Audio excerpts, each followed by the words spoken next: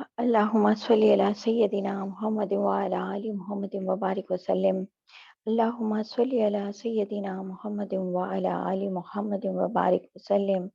अल्लाहुम्मा सल्ली अला सय्यदिना मुहम्मद व अला आलि मुहम्मद व बारिक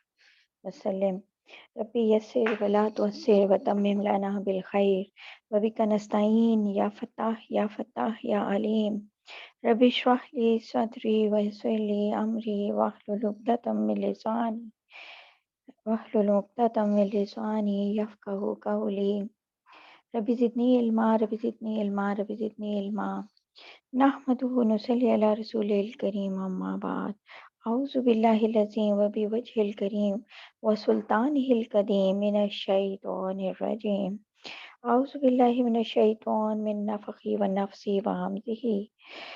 बिस्मिल्लाहिर्रहमानिर्रहीम। अस्सलामु अलैकुम रहमतुल्लाहि व बरकातुहू। जो भी बहनें कुरान पाक लेके बैठी हैं एतकाफ़ की नियत कर लें। नवैतुल एतकाफ़ लिल्लाहि अज़्ज़ा व जल्ला मा दुमतु फ़ी बयानिल कुरान। बिस्मिल्लाहिर्रहमानिर्रहीम। जिनकी भी रमज़ान शुरू हो रहे हैं आज से, अल्लाह ताला उन्हें रमज़ान की सारी बरकतें जो हैं वो समेटने की तौफ़ीक अता फ़रमाएँ। तो दुआओं में हम सबको याद रखिएगा और अल्लाह ताला आपके लिए बहुत मुबारक करें। आज हम शुरू कर रहे हैं, बड़ी इम्पोर्टेंट बातें हैं, सूरह अनफ़ाल शुरू कर रहे हैं। अनफ़ाल का मतलब होता है माल गनीमत। तो और यहाँ इस सूरह अनफ़ाल के अंदर डिटेल से जंग बदर की ये सारी जो सिचुएशंस हैं और उसके बारे में सब कुछ आएगा और बहुत कुछ इंसाइट मिलेगी अल्हम्दुलिल्लाह। और फिर इसमें माल गनीमत के अहकामात आएँगे जो पहले नहीं आए हुए थे, वो सब आएँगे। और अब इसके लिए थोड़ा-सा ये जानना ज़रूरी है कि बैकग्राउंड क्या है जंग बदर की। ये 2 हिजरी के आसपास मदीना में ये सूरत नाज़िल हुई थी। और हुआ क्या था एक्चुअली कि मुसलमानों को जंग बदर में फ़तह मिली थी, कुरैश मक्का को ज़िल्लत मिली थी। पर हुआ क्या था, असल में मुसलमानों ने इस जान-निसारी के साथ ये जंग लड़ी थी और उसकी अल्लाह ताला ने इस सूरत में हिम्मत अफ़ज़ाई भी की है और उनकी जो वीकनेसेस थी, जहाँ इश्यूज़ थे वो भी बताए, पॉइंट आउट किए जो इस जंग में सामने आए थे। पहली जंग थी इस्लाम और कुफ़र की, सबसे पहली जंग। तो जहाद के बारे में, माल गनीमत के बारे में, उसकी तक़सीम के बारे में बहुत से अहकाम आए हैं। हुआ क्या था कि मक्का मुकरमा में नबी पाक सल्लल्लाहु अलैहि वसल्लम जो हैं वो तकरीबन 13 साल उनको हो गए थे करते हुए तबलीग। और आखिरकार जब उन्होंने मक्का के लोगों ने, कुरैश मक्का ने उनको शहीद करने का, कत्ल करने का एक मंसूबा बना लिया, तो फिर ये वहाँ से हिजरत का इन्हें हुक्म मिल गया और ये मक्का छोड़ के ये भी मदीना आ गए। पहले से दूसरे मुसलमानों का तो मदीना हिजरत जो है वो चल रही थी। फिर ये भी हज़रत अबू बकर सिद्दीक़ के साथ मदीना आ गए। उसके बाद क्या हुआ कि जो मक्का के काफ़िर थे, वो वहाँ पर मौजूद सहाबा को बहुत तंग करते थे, पहले भी तंग कर रहे थे, अभी भी कर रहे थे। फिर हिजरत से पहले आपको कत्ल करने का जैसे मंसूबा भी बनाया था। फिर ये हुआ कि अब जब हिजरत कर ली तो उनको अब ये प्रॉब्लम थी कि इनको वहाँ पे चैन से ना बैठे रहने दें, जो मदीना के अंदर क्यों चैन से बैठे हुए हैं। और इन्होंने अब्दुल्ला बिन उबई जो मुनाफिक था, उसको मदीना से ख़त भी लिखा कि तुम लोगों ने मोहम्मद सल्लल्लाहु अलैहि वसल्लम और उनके साथियों को पनाह क्यों दी है? और अगर तुमने उन्हें पनाह से हाथ नहीं उठाया, तो फिर हम तुम पे अटैक करेंगे। अब ये बड़ा मसला था। अब फिर क्या हुआ कि उनकी शरारतें तो चल रही थीं। फिर 70 लोग उनके मारे गए थे जंग बदर में। ख़ैर जंग बदर अभी आ रही है आगे। हुआ ये कि जो मक्का के कुफ़ार थे उनके कुछ दस्ते, वो छेड़खानियाँ कर रहे थे मुसलमानों के साथ। तो उन्होंने मदीना के आस-पास आए और मुसलमानों के मवेशी जो थे वो लूट के चले गए। अब हुआ क्या कि अबू सुफ़ियान एक बहुत बड़ा तजारती काफ़िला लेके जो है शाम गया था। तजारती काफ़िला किस बात का था? सारे मक्का के लोगों की तजारत का उसमें सामान था और वो चाहते थे कि इस तजारती काफ़िले से जो प्रॉफ़िट आए, उन्होंने ये फ़ाइनल किया था कि उससे हम लेंगे बहुत सारे वेपन्स और मुसलमानों के ऊपर हम हमला करेंगे। अब ये काफ़िला जो था शाम से वापस आ रहा था और बहुत नफ़ा कमा के आ रहा था, प्रॉफ़िट लेके आ रहा था, और इस काफ़िले में 1000 ऊँट थे और 50,000 दिनार का सामान ला रहा था, 50,000 दिनार। 1 दिनार मतलब एक सोने का सिक्का जो उस वक़्त का होता था ना वो, बहुत इम्पोर्टेंट होता था, तो 50,000 दिनार थे। अब जब नबी सल्लल्लाहु अलैहि वसल्लम को इस काफ़िले का पता चला और उसके साथ जो उसकी हिफ़ाज़त के लिए लोग थे वो बिल्कुल कम थे, 40% उन्होंने सिर्फ़ रखे हुए थे उसकी हिफ़ाज़त में। जब नबी सल्लल्लाहु अलैहि वसल्लम को इस काफ़िले की सारी डिटेल भी पता चली, वापसी का रास्ता भी पता चला, तो वो मदीने के से थोड़े दूर से गुज़रना था। तो फिर इन्होंने, क्योंकि अब हुआ ये कि जिस वक़्त उन्होंने इनको धमकियाँ दे रहे थे और अब्दुल्ला बिन उबई को भी कहा कि इन्हें मदीना से निकाल दें, तो यहाँ के जो एक और सरदार थे औस कबीले के, हज़रत साद बिन मुआज़ रज़ियल्लाहु ताला अन्हु, वो मक्का गए तो तवाफ़ के वक़्त दौरान जो है, अबू जहल ने उनसे कहा कि तुमने तो हमारे दुश्मनों को पनाह दी हुई है, और अगर अगर तुम हमारे किसी सरदार की, वो जो उमैया के सरदार था उसकी पनाह में ये थे, अगर तुम उसकी सरदार की पनाह में ना होते तो ज़िंदा हम तुम्हें वापस ना जाने देते। क्योंकि अगर आइंदा कोई मदीना का कोई आदमी मक्का आएगा तो हम उसे कत्ल कर देंगे। तो हज़रत साद बिन मुआज़ ने कहा था कि अगर तुम हमारे आदमियों को मक्का आने से रोकोगे तो हम तुम्हारे लिए इससे भी बड़ी रुकावट खड़ी करेंगे। यानी कि तजारती काफ़िले जब शाम जाते हैं तो रास्ता मदीना के पास से गुज़रता है, तो फिर हम भी उनको रोकेंगे। फिर कुफ़ारे मक्का ने जो है मदीना के आस-पास से मुसलमानों के जो मवेशी थे वो लूटने शुरू कर दिए और तंग करना शुरू कर दिया, शरारत करनी शुरू कर दी। जब फिर नबी सल्लल्लाहु अलैहि वसल्लम ने इस काफ़िले का उन्हें पता चला तो हम उन्होंने ये डिसाइड किया कि हम ये काफ़िला जो है ये लूट लेंगे, इसलिए क्योंकि ये काफ़िले का एक तो प्रॉफ़िट जो है वो भी मुसलमानों के खिलाफ ही यूज़ होना है, और इस पे हमले का उन्होंने इरादा किया। अब हुआ क्या कि थोड़े से सहाबा थे उनके पास, 313 सहाबा जो आते हैं, 70 ऊँट थे, 2 घोड़े थे, 60 ज़ेरें थीं, 8 तलवारें थी, सोचें। ये इतने इतने बेसरो सामान, लेकिन उन्हें पता था कि 40% उनके जो हैं वो सिर्फ़ काफ़िले की हिफ़ाज़त कर रहे हैं और बाकी काफ़िले के अपने लोग हैं, जो ज़ाहिर है, तो इसलिए जो है इतना मुश्किल नहीं होगा। फिर यह अब ये जो है ना, अब क्योंकि था क्या, देखें दोनों फ्री कैन जो थे ना, कुफ़ारे मक्का और मुसलमान, उनके दरमियान एक मुसलसल जंग चल रही थी। दोनों तरफ वो लोग इनको नुकसान पहुँचाई जा रहे थे और कै उन्होंने ऐलान किया हुआ था खुल्लम खुल्ला कि हमने इन्हें नुकसान पहुँचाना है। तो अब उन्होंने एक-दूसरे को चैलेंजेस भी दिए हुए थे। तो कुफ़ार की तरफ से ये मतलब एक प्रैक्टिकली छेड़छाड़ भी शुरू हो चुकी हुई थी। तो फिर और हज़रत साद बिन मुआज़ उन्हें पहले से ये वार्निंग दे आए थे कि ठीक है, अगर आप ऐसे कर रहे हो तो हम भी फिर आपके काफ़िलों पे हमले करेंगे। तो अब क्या हुआ कि जब अबू सुफ़ियान को ये पता चला कि नबी सल्लल्लाहु अलैहि वसल्लम जो हैं, वो हमला करने के लिए मुसलमान जो हैं वो तैयार हो रहे हैं, तो उसने क्या किया कि एक तेज़ रफ़्तार एलची जो था, एक शख़्स जो है अबू जहल के पास भेजा और इस वाक़ये की इत्तला दी और अपना जो और उसे कहा कि भई तुम पूरा यानी तैयारी करो और मुसलमानों के ऊपर अटैक करो, और दूसरी तरफ जो क्या किया कि अपने काफ़िले का रास्ता बदल लिया और बहर अहमर जो है रेड सी, उसके साहिल की तरफ से निकल गया। चक्कर काट के, लंबा चक्कर काट के जो है ना मक्का की तरफ चला गया, मदीने वाला रास्ता उसने इख्तियार ही नहीं किया। अबू जहल ने क्या किया कि उसने एक बड़ा लश्कर तैयार किया, 1000 पर्सन्स, और लोहे में गरक होके समझें, क्योंकि पूरा डूबा हुआ था उसका लश्कर पूरा, उसमें उसमें होद, तलवारें, ये वो, बल्कि 50 औरतें वो थीं जो कि गाने बजाने की और ये सब। तो वो तो बहुत ही मुतकब्बिर थे और फिर वो पूरी तैयारी से हर एक को सारे कबीले से और ये जो है ना बिल्कुल बेहतरीन जो जंगजू थे वो लेके वो चले हुए थे। फिर ये मदीना की तरफ चल पड़ा। नबी सल्लल्लाहु अलैहि वसल्लम को जब पता चला कि अबू सुफ़ियान का काफ़िला तो चला गया है और वो उनके हाथ से चला गया है और अबू जहल का लश्कर जो है आ रहा है। तो आप देखें, एक हाथ आता हुआ माल चला गया है और एक जो है अटैक करने के लिए एक फ़ौज आ रही है, आर्मी। और नबी सल्लल्लाहु अलैहि वसल्लम की अभी तक डायरेक्ट जो है कुरैश मक्का से कोई लड़ाई नहीं हुई थी। अभी तक तो कोई ऐसी बात हुई नहीं थी। और वो भी ये कि पूरी आर्मी जो है ना सब चीज़ें अपनी पूरी तैयारी करके आ रही हैं।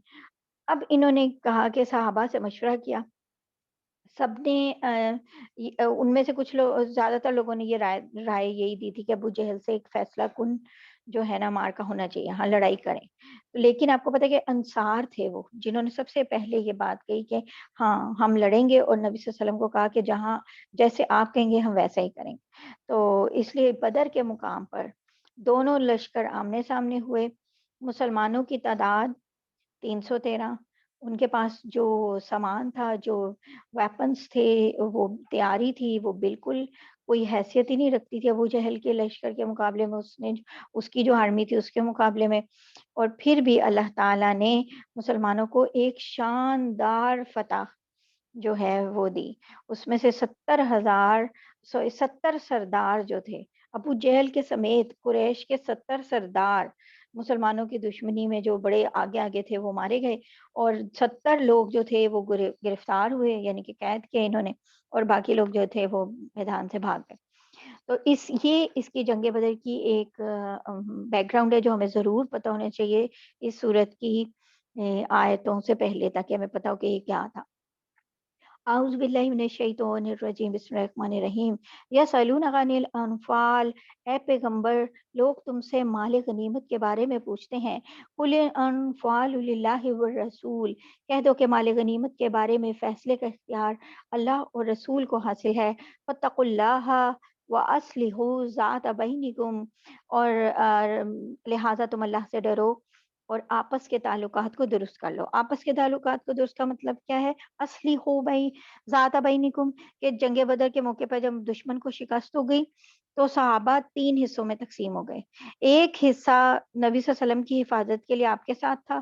دوسرا حصہ دشمن کے پیچھے چلا گیا، اس کے تعاقب میں چلا گیا، یعنی کہ اس کو فالو کرنے کے لیے جو بھاگ رہے تھے، اور تیسرا حصہ دشمن کے مال غنیمت کو جمع کرنے شروع ہو گیا۔ اور یہ پہلی جنگ تھی، مال غنیمت کے بارے میں کوئی انسٹرکشن ابھی اللہ تعالیٰ نے نہیں دی تھی، تو اس تیسرے حصے نے یہ سمجھا کہ جو مال انہوں نے اکٹھا کیا ہے وہ ان کا ہے، کیونکہ کافر جو تھے وہ یہی کرتے تھے، اور اسی لیے لوگ بڑھ چڑھ کے لڑائی میں حصہ لیتے تھے کافروں کی طرف سے بھی، کہ ان میں بھی یہ ہوتا تھا، کیونکہ پہلے سے یہ ایک رول چلا آ رہا تھا سوری، کہ جو بھی جس مال غنیمت اکٹھا کرے گا، جو بھی اکٹھا کرے گا وہ اس کا ہی ہوگا۔ تو انہوں نے بھی یہی سمجھا، جہالت کے زمانے سے تھا۔ اب لیکن اب جنگ، اب دیکھیں سارے لوگوں نے جنگ لڑی ہے، کچھ لوگ نبی صلی اللہ علیہ وسلم کی حفاظت کر رہے ہیں، کچھ لوگ دشمنوں کے پیچھے جا رہے ہیں ان کو مارنے کے لیے، اور کچھ یہ جو اکٹھے کر رہے ہیں، تو ان تینوں سب نے مل کے ایک کام کیا ہے۔ تو یہ کیسے ہو سکتا ہے کہ بھئی ایک گروپ جو صرف اکٹھا کر رہا ہے صرف اس کا سب کچھ ہو جائے؟ اب جنگ ختم ہونے کے بعد جو پہلے 2 گروپس تھے وہ بھی کیونکہ شریک تھے برابر، تو اور بلکہ وہ مال غنیمت اکٹھا ہونے کے وقت زیادہ امپورٹنٹ دیکھیں جو کام ہے نا وہ کر رہے تھے، تو اس لیے ان کا بھی اس مال میں حصہ ہونا تھا۔ اب اس کے درمیان اس وجہ سے آپس میں کچھ مسلمانوں کی بحث ہو گئی۔ تو جب معاملہ نبی صلی اللہ علیہ وسلم کے پاس پہنچا تو یہ آیات نازل ہوئی جس میں بتایا کہ مال غنیمت میں فیصلے کا اختیار کس کا ہے؟ اللہ اور اس کے رسول کا۔ اور اسی لیے اور آگے انہی آیات میں اور ڈیٹیل میں مال غنیمت کی تقسیم جو ہے کیسے ہونی ہے، اس کی ڈویژن کیسے ہونی ہے، وہ اللہ تعالیٰ نے بتائی۔ تو یعنی کہ اور اس طرح یہ جب ڈیٹیلز آ گئی تو ظاہر ہے مسلمانوں نے تو اللہ کا اور اس کے نبی کا کہنا ماننا تھا، یہ تو ضروری تھا، اس لیے آپس میں ان کی جو رنجش ہے اور یہ سب جو ہے وہ ختم ہو گئی۔ وَأَطِیعُوا اللَّهَ وَرَسُولَهُ إِن كُنتُم مُؤْمِنِینَ، اور اللہ اور اس کے رسول کی اطاعت کرو اگر تم واقعی مومن ہو۔ انما المؤمنون الذين اذا ذكر الله وجلت قلوبهم واذا تليت عليهم آياته زادتهم ایمانا وعلى ربهم يتوکلون، اور اللہ اور اس کے رسول کی اطاعت کرو اگر تم واقعی مومن ہو۔ مومن تو وہ لوگ ہیں، اب اللہ تعالیٰ نے بتایا کہ اللہ اور رسول کی اطاعت کرو اگر تم مومن ہو، پھر اللہ تعالیٰ بتا رہے ہیں مومن ہے کون، یعنی کہ اگر مومن ہو تو اب آگے اپنے آپ کو اس چیز کے اوپر پرکھ لو۔ مومن تو وہ لوگ ہیں جب ان کے سامنے اللہ کا ذکر ہوتا ہے تو ان کے دل ڈر جاتے ہیں، اور جب ان کے سامنے اس کی آیتیں پڑھی جاتی ہیں تو آیتیں ان کے ایمان کو اور ترقی دیتی ہیں، بڑھا دیتی ہیں، اور وہ اپنے پروردگار پر بھروسہ کرتے ہیں، توکل کرتے ہیں۔ توکل کیا ہوتا ہے؟ توکل ہوتا ہے، یاد رکھیں توکل کا مطلب ہے اپنے ہر کام میں اللہ پہ بھروسہ کرنا۔ اب اللہ پہ بھروسہ کرنا کا مطلب یہ نہیں ہے کہ آپ نے ظاہری جو اسباب ہیں وہ اختیار نہیں کرنے، ظاہری اسباب اختیار کرتے ہوئے بھی اللہ کی طرف ہی نظر رکھنا، یعنی یہ یقین رکھنا کہ اللہ جو ہیں، یعنی اگر رزق کا معاملہ ہے تو اللہ ہی رازق ہیں، شفا کا معاملہ ہے تو اللہ ہی شفا دینے والے ہیں، لیکن ظاہری اسباب بھی کرنے ہیں۔ لیکن اور ظاہری اسباب جو ہیں وہ کرتے ہوئے بھی اس بات کا یقین ہونا کہ اگر شفا دینی ہے یا رزق دینا ہے تو اللہ تعالیٰ نے دینے ہیں، اور قاضی الحاجات بھی وہی ہیں، دعائیں وہی قبول کرنے والے ہیں، ہر کام وہی کرنے والے ہیں، سارے فیصلے ان کے چلتے ہیں۔ اور پھر اس کا ہر فیصلہ، ہر قضاء و قدر کا فیصلہ، مقدر کا فیصلہ، ہر چاہے وہ کسی کی موت کا فیصلہ ہو، چاہے کچھ ہو، جو بھی فیصلے ہیں اس کے، کیونکہ اپنی کوشش کر لی، اس کے بعد اللہ تعالیٰ کے ہر فیصلے پہ راضی رہنا، یہ ہے توکل۔ الذین یقیمون الصلاۃ ومما رزقناہم ینفقون، اور جو نماز قائم کرتے ہیں اور ہم نے ان کو جو رزق دیا اس میں سے فی سبیل اللہ خرچ کرتے ہیں۔ اولئک هم المؤمنون حقا، یہی لوگ ہیں جو حقیقت میں مومن ہیں۔ لہم درجات عند ربہم ومغفرۃ ورزق کریم، اور ان کے لیے ان کے رب کے پاس بڑے درجے ہیں، مغفرت ہے اور باعزت رزق ہے۔ یعنی کہ جو مومن ہیں ان کے لیے اللہ تعالیٰ نے بتایا کہ کیا کیا کچھ ہے، بڑے درجات، مغفرت، باعزت رزق۔ کما اخرجک ربک من بیتک بالحق، مال غنیمت کی تقسیم کا یہ معاملہ کچھ ایسا ہی ہے جیسے تمہارے رب نے تمہیں اپنے گھر سے حق کی خاطر نکالا۔ وَإِنَّ فَرِيقًا مِّنَ الْمُؤْمِنِينَ لَكَارِهُونَ، اور جبکہ مسلمانوں کے گروہ کو تو یہ بات بہت ہی ناپسند تھی، یعنی جن لوگوں نے مال غنیمت اب جمع کیا تھا ان کی خواہش یہ تھی کہ یہ مال ان کے پاس رہے، لیکن فیصلہ اب اس کے برعکس ہوا ہے، یعنی کہ سارا کچھ اللہ اور اس کے رسول کے پاس چلا گیا۔ اب ان کو تسلی دے رہے ہیں کہ انسان کی ہر خواہش جو ہے وہ انجام کے اعتبار سے درست نہیں ہوتی، اسے بعد میں پتہ چلتا ہے کہ جو واقعہ اس کی خواہش کے خلاف ہی ہوا تھا، بہتری اسی میں تھی۔ یعنی خواہش اور ہوتی ہے انسان کی، اس کا رزلٹ کچھ اور طرح کا نکلتا ہے۔ تو اس طرح جیسے ابو جہل سے جنگ کرنے کا معاملہ تھا، تو مدینہ سے نکلتے وقت کیا ان کے ذہن میں کیا تھا؟ ابو سفیان کے قافلے پر اٹیک کرنا ہے، اور باقاعدہ لشکر بھی تیار نہیں کیا گیا تھا، اسی لیے کیونکہ اس کے لیے ضرورت نہیں تھی۔ اور بات کیا آگے سے سامنے آئی، ابو جہل ایک بڑی آرمی لے کے مقابلے پہ آ گیا۔ تو پھر بعض صحابہ ایسے تھے جو یہ چاہتے تھے کہ ابو جہل سے جنگ کرنے کے بجائے واپس چلے جائیں، کیونکہ اب جس طرح تیاری تو پوری ہے نہیں، تو پھر ایک باقاعدہ تیاری والی آرمی کا مقابلہ جو ہے وہ کرنا، تو انہوں نے کہا کہ بھئی یہ تو مطلب ایک عقل مندی کی بات نہیں ہے۔ تو پھر اس لیے جو صحابہ ہیں، دوسرے صحابہ، انہوں نے تو بہرحال بڑی پرجوش تقریریں کی، اور نبی صلی اللہ علیہ وسلم بڑے خوش ہوئے، اور جب نبی صلی اللہ علیہ وسلم کی مرضی معلوم کی گئی تو سب نے جنگ میں حصہ لینے کا فیصلہ کیا، اور ثابت ہوا کہ مسلمانوں کا فائدہ اسی میں تھا، ٹھیک ہے۔ اور اس طرح سے کفر جو ہے ایک دفعہ روب میں آ گیا، کیونکہ یہ پہلی جنگ تھی، لیکن اصل میں اللہ تعالیٰ کہہ رہے ہیں کہ جب مسلمانوں کے ایک گروہ کو تو یہ بات ناپسند تھی، اسے تو یہ پسند نہیں تھا کہ یہ ہوتا، یہ جنگ ہوتی، لیکن جنگ کا نتیجہ دیکھو کتنا اچھا آیا۔ یجادلونک فی الحق بعد ما تبین کانما یساقون الی الموت وهم ینظرون، وہ تم سے حق کے معاملے میں اس کے واضح ہونے کے باوجود اس طرح بحث کر رہے ہیں جیسے ان کو موت کی طرف ہنکا کر لے جایا جا رہا ہو، اور وہ اسے آنکھوں سے دیکھ رہے ہوں، یعنی کہ جب وہ بحث ہو رہی تھی اس بات کی کہ جنگ بدر کی کہ شروع کریں یا نہیں۔ وَإِذْ يَعِدُكُمُ اللَّهُ إِحْدَى الطَّائِفَتَيْنِ أَنَّهَا لَكُمْ وَتَوَدُّونَ أَنَّ غَيْرَ ذَاتِ الشَّوْكَةِ تَكُونُ لَكُمْ وَيُرِيدُ اللَّهُ أَن يُحِقَّ الْحَقَّ بِكَلِمَاتِهِ وَيَقْطَعَ دَابِرَ الْكَافِرِينَ، اور وہ وقت یاد کرو جب اللہ تم سے یہ وعدے کر رہے تھے کہ دو گروہوں میں سے کوئی ایک تمہارا ہوگا، یعنی کہ یا تو ابو سفیان کا یہ لشکر، ابو سفیان کا جو قافلہ تھا وہ، یا ابو جہل کا لشکر، اور تمہاری خواہش تھی کہ جس گروہ میں خطرے کا کوئی کانٹا نہیں تھا، یعنی کس میں خطرہ کم تھا؟ ابو سفیان کے قافلے میں، وہ تمہیں ملے، اور اللہ یہ چاہتے تھے کہ اپنے احکام سے حق کو حق کر کے دکھائے اور کافروں کی جڑ کاٹ ڈالے، اور اللہ تعالیٰ کیا چاہتے تھے؟ تمہارا روب پڑ جائے، قافلہ لوٹنے سے روب تو نہیں پڑنا تھا، ٹھیک ہے نا؟ تو یہ اس طرح تو بہت فائدہ ہوا، روب بھی پڑ گیا۔ لیحق الحق ویبطل الباطل ولو کرہ المجرمون، اور تاکہ حق کا حق ہونا باطل کا باطل ہونا ثابت کر دے، چاہے مجرم لوگوں کو یہ بات کتنی ہی ناگوار ہو۔ استغیثون ربکم فاستجاب لکم انی ممدکم بألف من الملائکۃ مردفین۔ یاد کرو جب تم اپنے رب سے فریاد کرے تھے تو اس نے تمہاری فریاد کا جواب دیا کہ میں تمہاری مدد کے لیے 1000 فرشتوں کی ہیلپ بھیجنے والا ہوں جو لگاتار آئیں گے، کمک مدد بھیجنے والا ہوں۔ یعنی 1000 فرشتے اللہ تعالیٰ نے یہ وعدہ کیا تھا جنگ بدر کے لیے۔ وما وما جعلہ اللہ الا بشرا ولتطمئن به قلوبکم، اور یہ وعدہ اللہ نے کسی اور وجہ سے نہیں بلکہ صرف اس لیے کیا کہ وہ خوشخبری بنے اور تاکہ تمہارے دلوں کو اطمینان حاصل ہو۔ ومن نصر الا من عند اللہ، ورنہ مدد کسی اور کے پاس سے نہیں صرف اللہ کے پاس سے آتی ہے۔ ان اللہ عزیز حکیم، یقیناً اللہ اقتدار کے بھی مالک ہے، حکمت کے بھی مالک ہے۔ یعنی اللہ کو مدد کرنے کے لیے فرشتے بھیجنے کی حقیقت میں کوئی ضرورت نہیں ہے، نہ ہی فرشتوں میں کوئی ذاتی طاقت ہے کہ وہ مدد کریں۔ مدد تو اللہ تعالیٰ براہ راست بھی کر سکتے ہیں، لیکن انسان کی یہ نیچر ہے کہ جس چیز کے اسباب سامنے ہو اس پر اسے زیادہ اطمینان اور خوشی حاصل ہوتی ہے نا۔ یعنی کہ ڈاکٹر پہ، یعنی کہ اسے پتہ ہے کہ دوائی دی ہے تو اب یہ بالکل ٹھیک ہو جائے گا، ایک مطلب ظاہری اسباب پر زیادہ اطمینان اور خوشی ہوتی ہے۔ اچھا اتنے ویپنز ہیں، اتنے لوگ ہیں، ظاہری اسباب ہے نا، ان پہ اس کو زیادہ ایک اطمینان اور خوشی بھی ہوتی ہے۔ وہی اللہ تعالیٰ کہہ رہے ہیں اذ یغشیکم النعاس آمنۃ منہ وینزل علیکم من السماء،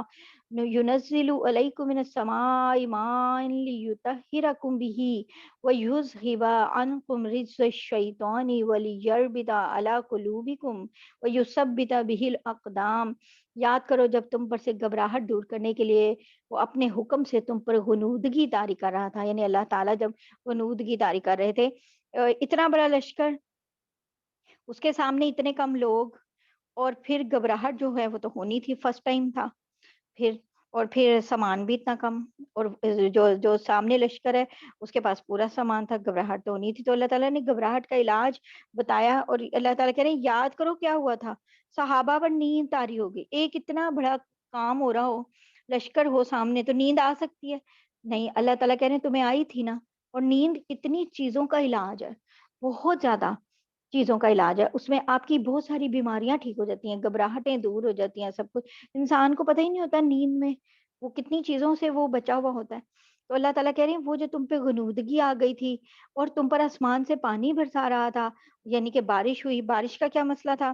کہ کفار نے بدر کے میدان میں بہترین جگہ پہ، کیونکہ وہ پہلے پہنچ گئے تھے، بہترین جگہ پہ قبضہ کر لیا تھا، وہاں پانی بھی تھا بہت موجود تھا، اور زمین بھی سخت تھی، چلنا پھرنا آسان تھا، پانی بھی موجود تھا۔ اب یہ تو صحرا ہے، مسلمانوں کو جو جگہ ملی وہ نیچلی جگہ تھی، وہ ریتلی جگہ تھی، پاؤں بھی نہیں جم رہے تھے اور چلنا پھرنا مشکل تھا، پانی بھی نہیں تھا۔ پھر کیا ہوا کہ تھوڑا سا پانی ایک حوض بنا کے جمع کیا جو ختم ہونے لگا، پھر اللہ تعالیٰ نے بارش برسا دی جس سے ریت بھی جم گئی اور پانی کا بھی ذخیرہ مل گیا، پانی بھی جو ہے جمع ہو گیا۔ تو اللہ تعالیٰ وہ بتا رہی کہ تم پہ بارش آئی تھی تاکہ اس کے ذریعے تمہیں پاک کرے، تم سے شیطان کی گندگی دور کرے، تمہارے دلوں کی ڈھارس بندھائے، تسلی دے، اور اس کے ذریعے تمہارے پاؤں اچھی طرح سے جما دے۔ گندگی سے مراد وسوسے،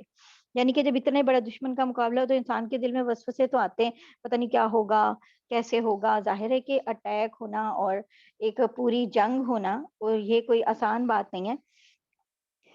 اس کے لیے اللہ تعالیٰ کہہ رہے ہیں اِذْ یُوحِی رَبُّکَ إِلَى الْمَلَائِکَةِ أَنِّی مَعَکُمْ فَثَبِّتُوا الَّذِینَ آمَنُوا۔ وہ وقت یاد کرو جب تمہارا رب فرشتوں کو وحی کے ذریعے حکم دے رہے تھے کہ میں تمہارے ساتھ ہوں، اب تم مومنوں کے قدم جماؤ۔ سَأُلْقِی فِی قُلُوبِ الَّذِینَ کَفَرُوا الرُّعْبَ فَاضْرِبُوا فَوْقَ الْأَعْنَاقِ وَاضْرِبُوا مِنْہُمْ کُلَّ بَنَانٍ، اور میں کافروں کے دلوں میں رعب طاری کر دوں گا، پھر تم گردنوں کے اوپر وار کرو، ان کی انگلیوں کے ہر جوڑ پہ ضرب لگاؤ۔ ذالک بانہم شاقوا اللہ ورسولہ، اس لیے کہ انہوں نے اللہ اور اس کے رسول سے دشمنی مول لی ہے۔ ومن یشاقق اللہ ورسولہ فإن اللہ شدید العقاب، اور اگر کوئی شخص اللہ اور اس کے رسول سے دشمنی مول لیتا ہے تو یقیناً اللہ کا عذاب بڑا سخت ہے۔ ذالکم فذوقوہ وان للکافرین عذاب النار، یہ سب تو اب چکھ لو۔ اس کے علاوہ حقیقت یہ ہے کہ کافروں کے لیے اصل عذاب دوزخ کا ہے۔ یا ایھا الذین آمنوا اذا لقیتم الذین کفروا زحفا فلا تولوهم الادبار، اے ایمان والو جب کافروں سے تمہارا آمنا سامنا ہو جائے جب وہ چڑھائی لے کر کے آ رہے ہوں تو ان کو پیٹھ مت دکھاؤ۔ وَمَن يُوَلِّهِمْ يَوْمَئِذٍ دُبُرَهُ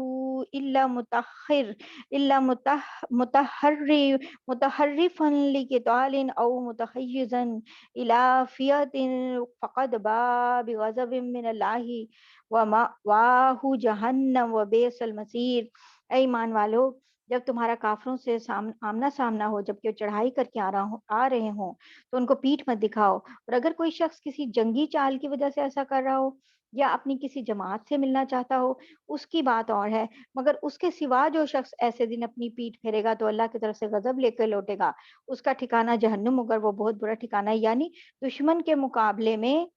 پیٹھ پھیرنے کو، یعنی وہاں سے بھاگنے کو، ڈر کے وہاں سے بزدلی دکھانے کو، چاہے دشمن کی تعداد کتنی بھی زیادہ ہو، جیسے جنگ بدر کے وقت بھی ایک سچویشن تھی، تو اس کو اللہ تعالیٰ نے کہا ہے کہ یہ غلط بات ہے، ایسے نہیں کرنا۔ مسلمانوں نے ایسا کچھ نہیں کیا، لیکن یہاں پہ اللہ تعالیٰ نے یہ بتا دیا ہے، ہاں یہ ہے کہ صرف اس وقت آپ اپنی، یعنی پیٹھ دکھانے کا مطلب یہ کہ آپ پیچھے ہٹ رہے ہو، تو اس وقت یہ جائز ہے کہ جب آپ نے جنگ کی کوئی، یعنی کہ ایک حکمت عملی بنا لی ہے، کوئی جنگ کا ایک آپ نے کوئی پلان سوچا ہے، اس کے مطابق آپ کر رہے ہو، تو وہ ایکچولی آپ میدان سے بھاگ نہیں رہے، ہٹ نہیں رہے، یہ جائز ہے، ورنہ نہیں۔ اس کے بارے میں اللہ تعالیٰ کہہ رہے ہیں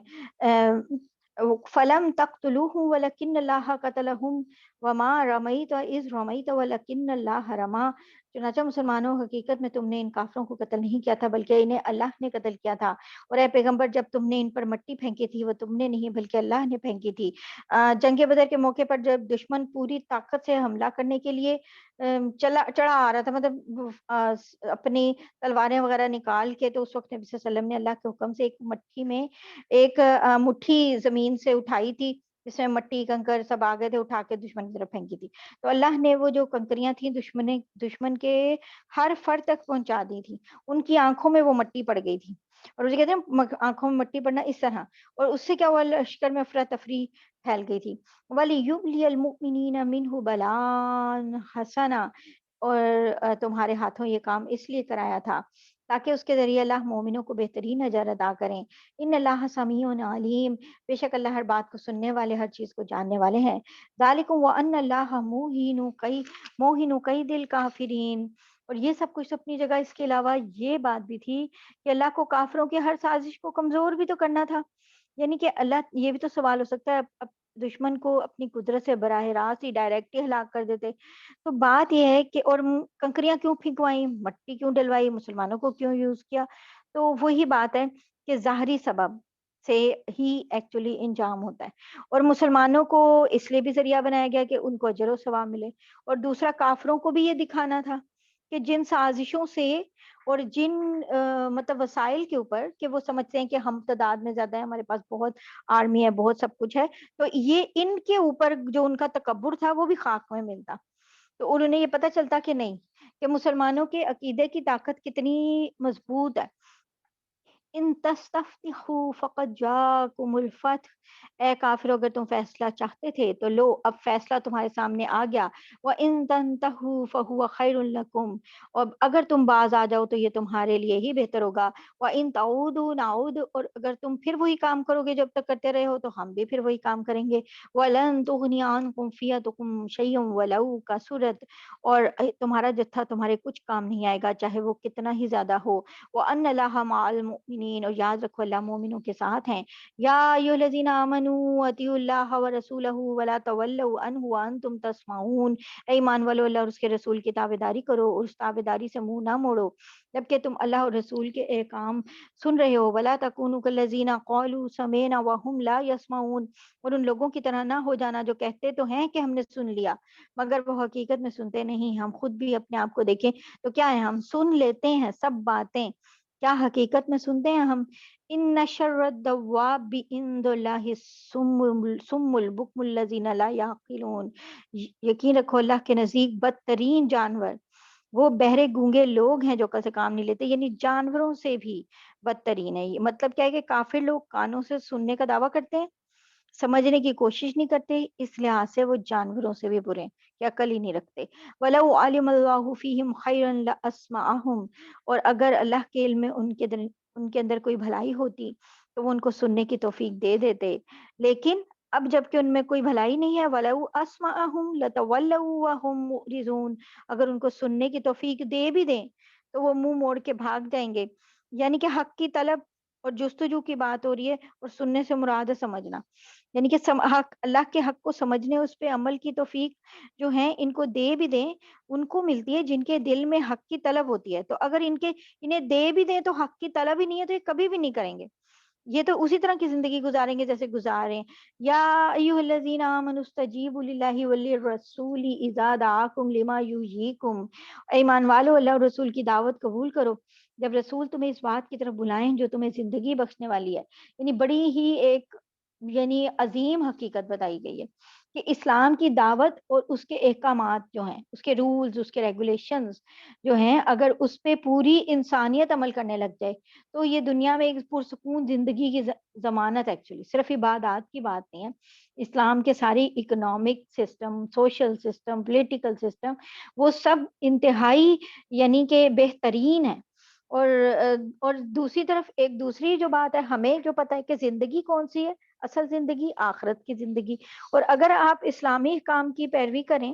رولز اور ریگولیشنز کے اوپر چلیں، تو پھر ظاہر ہے کہ اب آخرت کی زندگی بھی بہت اچھی ہوگی. سارا کچھ تو اسی پہ ڈیپینڈ کرتا ہے.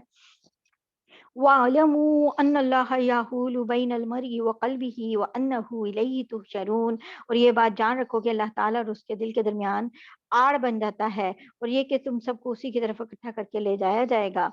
کہ اللہ جو ہیں انسان اور اس کے درمیان آڑ بن جاتے ہیں، اس کا مطلب کیا ہے؟ اللہ سے رجوع کر کے اس سے مدد مانگیں تو اللہ تعالیٰ اس کے اور گناہ کے درمیان آڑ بن جاتے ہیں، اور وہ گناہ سے محفوظ رہتا ہے. غلطی ہو بھی جائے تو توبہ کی توفیق ہوتی ہے، لیکن اگر حق کی طلب نہ ہو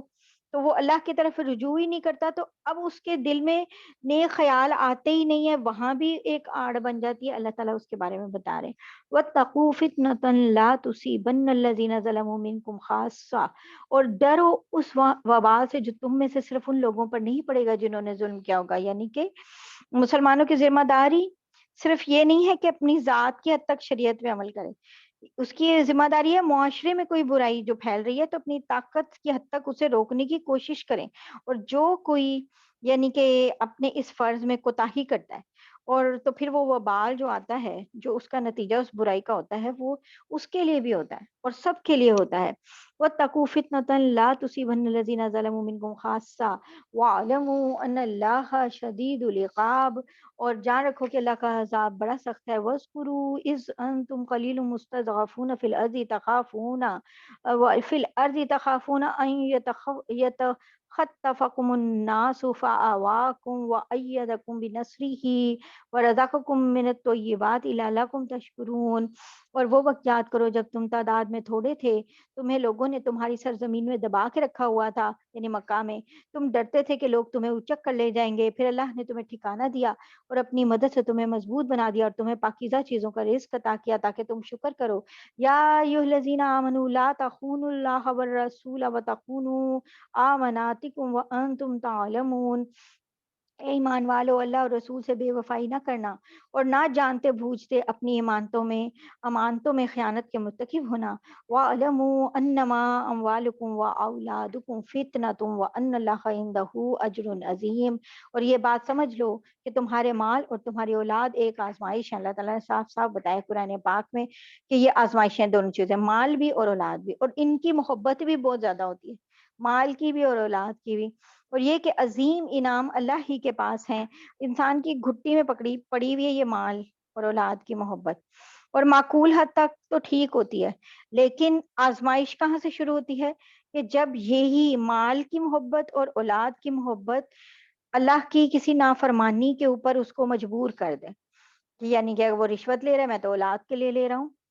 ٹھیک ہے نا. وہ رشوت لے رہا ہے، میرے پاس تو ہے ہی کچھ نہیں، کھانے کو کوئی چیز ہی نہیں ہے میرے پاس، تو مجھے تو چوری کرنی پڑے گی اور رشوت لینی پڑے گی. یہ سب چیزیں یعنی کہ یہ آزمائشیں ہیں. اور اللہ تعالیٰ بتا رہے ہیں کہ یہ جو آزمائش سے جب آپ صحیح نکل جاتے ہیں تو عظیم انعام، اجر نظیم اللہ نے رکھا ہے. یا ایھا الذین آمنوا ان تتقوا اللہ یجعل لکم فرقانا ویکفر عنکم سیئاتکم ویغفر لکم. اے ایمان والو، اگر تم اللہ کے ساتھ تقوی کی روش اختیار کرو گے تو وہ تمہیں حق و باطل کی تمیز عطا کر دیں گے. یعنی کہ تقویٰ کیا ہوتا ہے؟ انسان کو ایسی سمجھ دے دیتا ہے جو حق اور ناحق میں تمیز کرنے کی اہلیت اس میں آ جاتی ہے۔ اور گناہ کی خاصیت کیا ہوتی ہے؟ جب وہ کوئی گناہ کرتا ہے تو انسان کی مت ماری جاتی ہے، سمجھے، اچھے کو برا اور برے کو اچھا سمجھنے لگ جاتا ہے۔ اور یہ واللہ ذو الفضل العظیم، اور اللہ فضل عظیم کے مالک ہیں۔ وَإِذْ يَمْكُرُ بِكَ الَّذِينَ كَفَرُوا لِيُثْبِتُوكَ أَوْ يَقْتُلُوكَ أَوْ يُخْرِجُوكَ او یخرجوک، اور اے پیغمبر وہ وقت یاد کرو جب کافر لوگ تمہارے خلاف منصوبے بنا رہے تھے کہ تمہیں گرفتار کر لیں یا تمہیں قتل کر دیں یا تمہیں وطن سے نکال دیں، یعنی کہ جب ہجرت کے وقت۔ وَيَمْكُرُونَ وَيَمْكُرُ اللَّهُ، وہ اپنے منصوبے بنا رہے تھے، اللہ اپنے منصوبے بنا رہا تھا۔ وَاللَّهُ خَيْرُ الْمَاكِرِينَ، اور اللہ سب سے بہتر منصوبے بنانے والے ہیں۔ ہجرت کے واقعے کی طرف ہے کہ کس طرح سے اللہ تعالیٰ نے ساری باتیں جو وہ پلان بنا رہے تھے وہ نبی صلی اللہ علیہ وسلم کو وحی کے ذریعے بتا دی، ہجرت کا حکم دے دیا، آپ کے گھر کا محاصرہ ہو چکا تھا، اور آپ وہاں سے اللہ کی قدرت سے اس طرح نکل آئے کہ وہ آپ کو دیکھ ہی نہیں سکے، ٹھیک ہے نا۔ تو اس سب کو ہم سب کو یہ واقعہ بہت ڈیٹیل سے پتا ہے۔ تو اس طرح سے اللہ تعالیٰ یہ بتا رہے ہیں کہ دیکھو یاد کرو کہ کیسے تھا، میں نے بہترین منصوبے کون بناتا ہے؟ اللہ تعالیٰ۔ وَإِذَا تُتْلَى عَلَيْهِمْ آيَاتُنَا قَالُوا قَدْ سَمِعْنَا لَوْ نَشَاءُ لَقُلْنَا مِثْلَ هَذَا، اور جب ان کے سامنے ہماری آیتوں کی تلاوت کی جاتی ہے تو وہ یہ کہتے ہیں کہ بس ہم نے سن لیا، اگر ہم چاہیں تو اس جیسی باتیں ہم بھی کہلائیں، یعنی کہ ہم بھی ایسی آیتیں لے آئیں گے۔ ان ھذا الا اساطیر الاولین، یہ قرآن اور کچھ نہیں صرف پچھلے لوگوں کے افسانے ہیں۔ وَإِذْ قَالُوا اللَّهُمَّ إِن كَانَ هَذَا هُوَ الْحَقُّ مِنْ عِندِكَ فَأَمْطِرْ عَلَيْنَا حِجَارَةً مِّنَ السَّمَاءِ أَوْ ائْتِنَا بِعَذَابٍ أَلِيمٍ۔ اور ایک وقت وہ تھا جب انہوں نے کہا تھا یا اللہ اگر یہ قرآن ہی وہ حق ہے جو تیری طرف سے آیا تو ہم پر آسمان سے پتھروں کی بارش برسا دے یا ہم پر کوئی اور تکلیف دے، عذاب ڈال دے۔ وما کان اللہ لیعذبہم وانت فیہم، اور اے پیغمبر اللہ ایسے نہیں ہیں کہ ان کو اس حالت میں عذاب دیں کہ جب تم ان کے درمیان موجود ہو۔ وما کان اللہ معذبہم وہم یستغفرون، اور اللہ اس حالت میں بھی ان کو عذاب دینے والا نہیں ہے جب وہ استغفار کرتے ہوں۔ یعنی لوگ اپنے کفر اور شرک کی وجہ سے اسی بات کے قابل ہیں کہ عذاب نازل ہو جائے، لیکن اللہ تعالیٰ نے دو وجہوں سے بتایا ہے کہ دو ریزنز ہیں ان کی وجہ سے میں عذاب نہیں بھیج رہا۔ ایک، نبی صلی اللہ علیہ وسلم ان کے ساتھ مکہ میں موجود ہیں، آپ کے ہوتے ہوئے عذاب کیسے آئے گا؟ دوسری بات اللہ تعالیٰ نے کہی کہ مکہ میں بہت سے مسلمان بھی ہیں جو کہ اللہ کا استغفار بھی کرتے ہیں اور مسلمان ہیں، ایمان والے ہیں، ان کے ہوتے ہوئے عذاب نہیں آئے گا۔ وما لهم الا يعذبهم الله وهم يصدون عن المسجد الحرام، اور بھلا ان میں کیا خوبی ہے کہ اللہ ان کو عذاب نہ دے جبکہ وہ لوگوں کو مسجد حرام سے روکتے ہیں۔ یعنی کہ کوئی دنیا میں ضروری نہیں ہے کہ جس طرح کا عذاب یہ باقی ساری قوموں کے پہ آیا تھا، پوری کی پوری تباہ ہوگی تھی، ویسے ہی آتا، بلکہ یہ لوگ بات یہ ہے کہ یہ مسلمانوں کو مسجد حرام میں عبادت کرنے سے بھی روکتے ہیں۔ اتنا بڑا کام تم لوگ کر رہے ہو تو تم پہ تو عذاب آ سکتا ہے آرام سے، تو تم اپنے آپ کو کیا سمجھتے پھرتے ہو؟ وما کانوا اولیاء،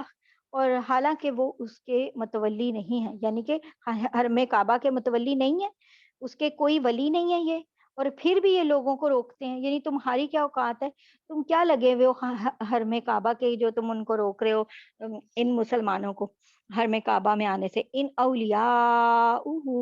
الا المتقون الا المتقون، اور متقی لوگوں کے سوا کسی قسم کے لوگ اس کے متولی نہیں ہو سکتے۔ ولکن اکثرهم لا يعلمون، لیکن ان میں سے اکثر لوگ اس بات کو نہیں جانتے۔ وما كان صلاتهم عند البيت الا مقاء وتصديا، اور بیت اللہ کے پاس ان کی نماز سیٹیاں بجانے اور تالیاں پیٹنے کے سوا کچھ بھی نہیں۔ لہٰذا اے کافرو فذوقوا العذاب بما کنتم تکفرون، جو کافرانہ باتیں تم کرتے رہے ہو ان کی وجہ سے اب عذاب کا مزہ چکھو۔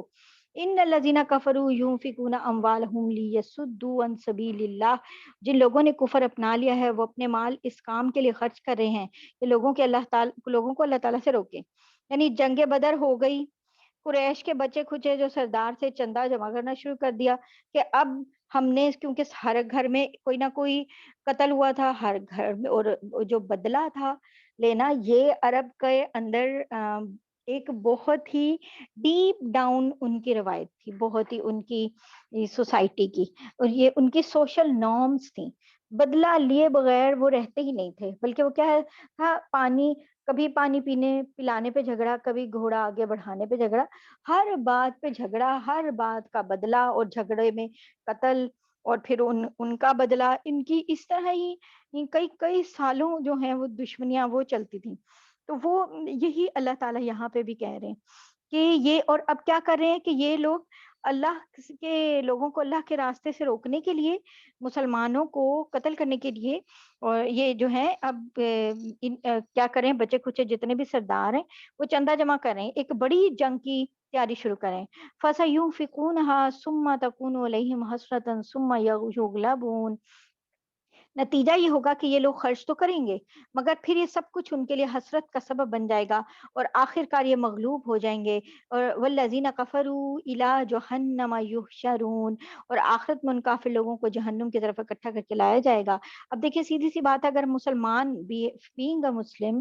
اگر ہم اس بات پہ یقین رکھیں کہ ان کافر لوگوں کو جو ہے وہ جہنم کی طرف لایا جائے گا، وہ جتنے مرضی پیسے خرچ کریں، تو اس کا مطلب ہے ہمیں ان کے پیسے خرچ کرنے سے نہیں ڈرنا چاہیے کہ وہ پیسے خرچ کر کے کچھ کر لیں گے۔ اذان ہو رہی ہے، اذان کے بعد ہم اذان سن لیں پھر شروع کرتے ہیں۔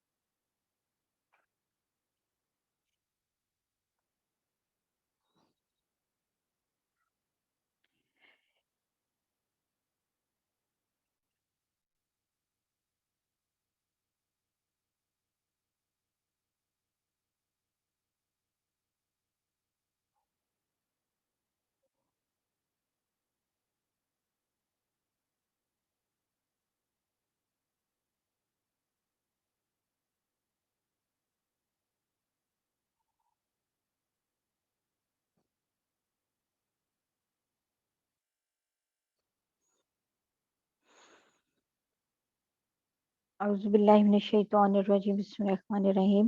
لا یمیز اللہ الخبیث من الطیب ویجعل الخبیث بعضه علی بعض فیرکمہ جمیعا فیجعلہ فی جہنم اولئک هم الخاسرون، تاکہ اللہ ناپاک لوگوں کو اور پاک لوگوں سے علیحدہ کر دیں، اور ایک ناپاک کو دوسرے ناپاک پر رکھ کر سب کا ایک ڈھیر بنائے اور اس ڈھیر کو جہنم میں ڈال دیں۔ یہی لوگ ہیں جو سراسر خسارے میں ہیں۔ قل للذین کفروا ان ینتہوا یغفر لہم ما قد سلف، اور اے پیغمبر جن لوگوں نے کفر اپنا لیا ان سے کہہ دو اگر وہ باز آ جائیں تو پہلے ان سے جو کچھ ہوا اسے معاف کر دیا جائے گا، یعنی جو شخص ایمان لے آئے، تو یہاں پہ رول اللہ نے بتا دیا کہ کفر کی حالت میں اس نے جتنے گناہ کیے ہیں سب معاف،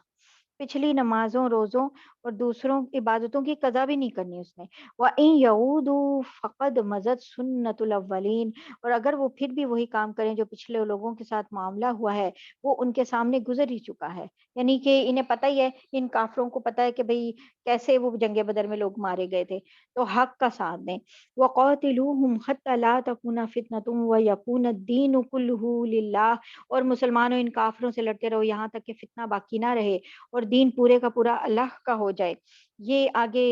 سورہ توبہ شروع ہو رہی ہے انشاءاللہ، اس میں بھی آ رہا ہے کہ جزیرہ عرب کو اللہ نے اسلام کا مرکز بنا دیا، اور یہاں کے لیے حکم ہے کہ کوئی کافر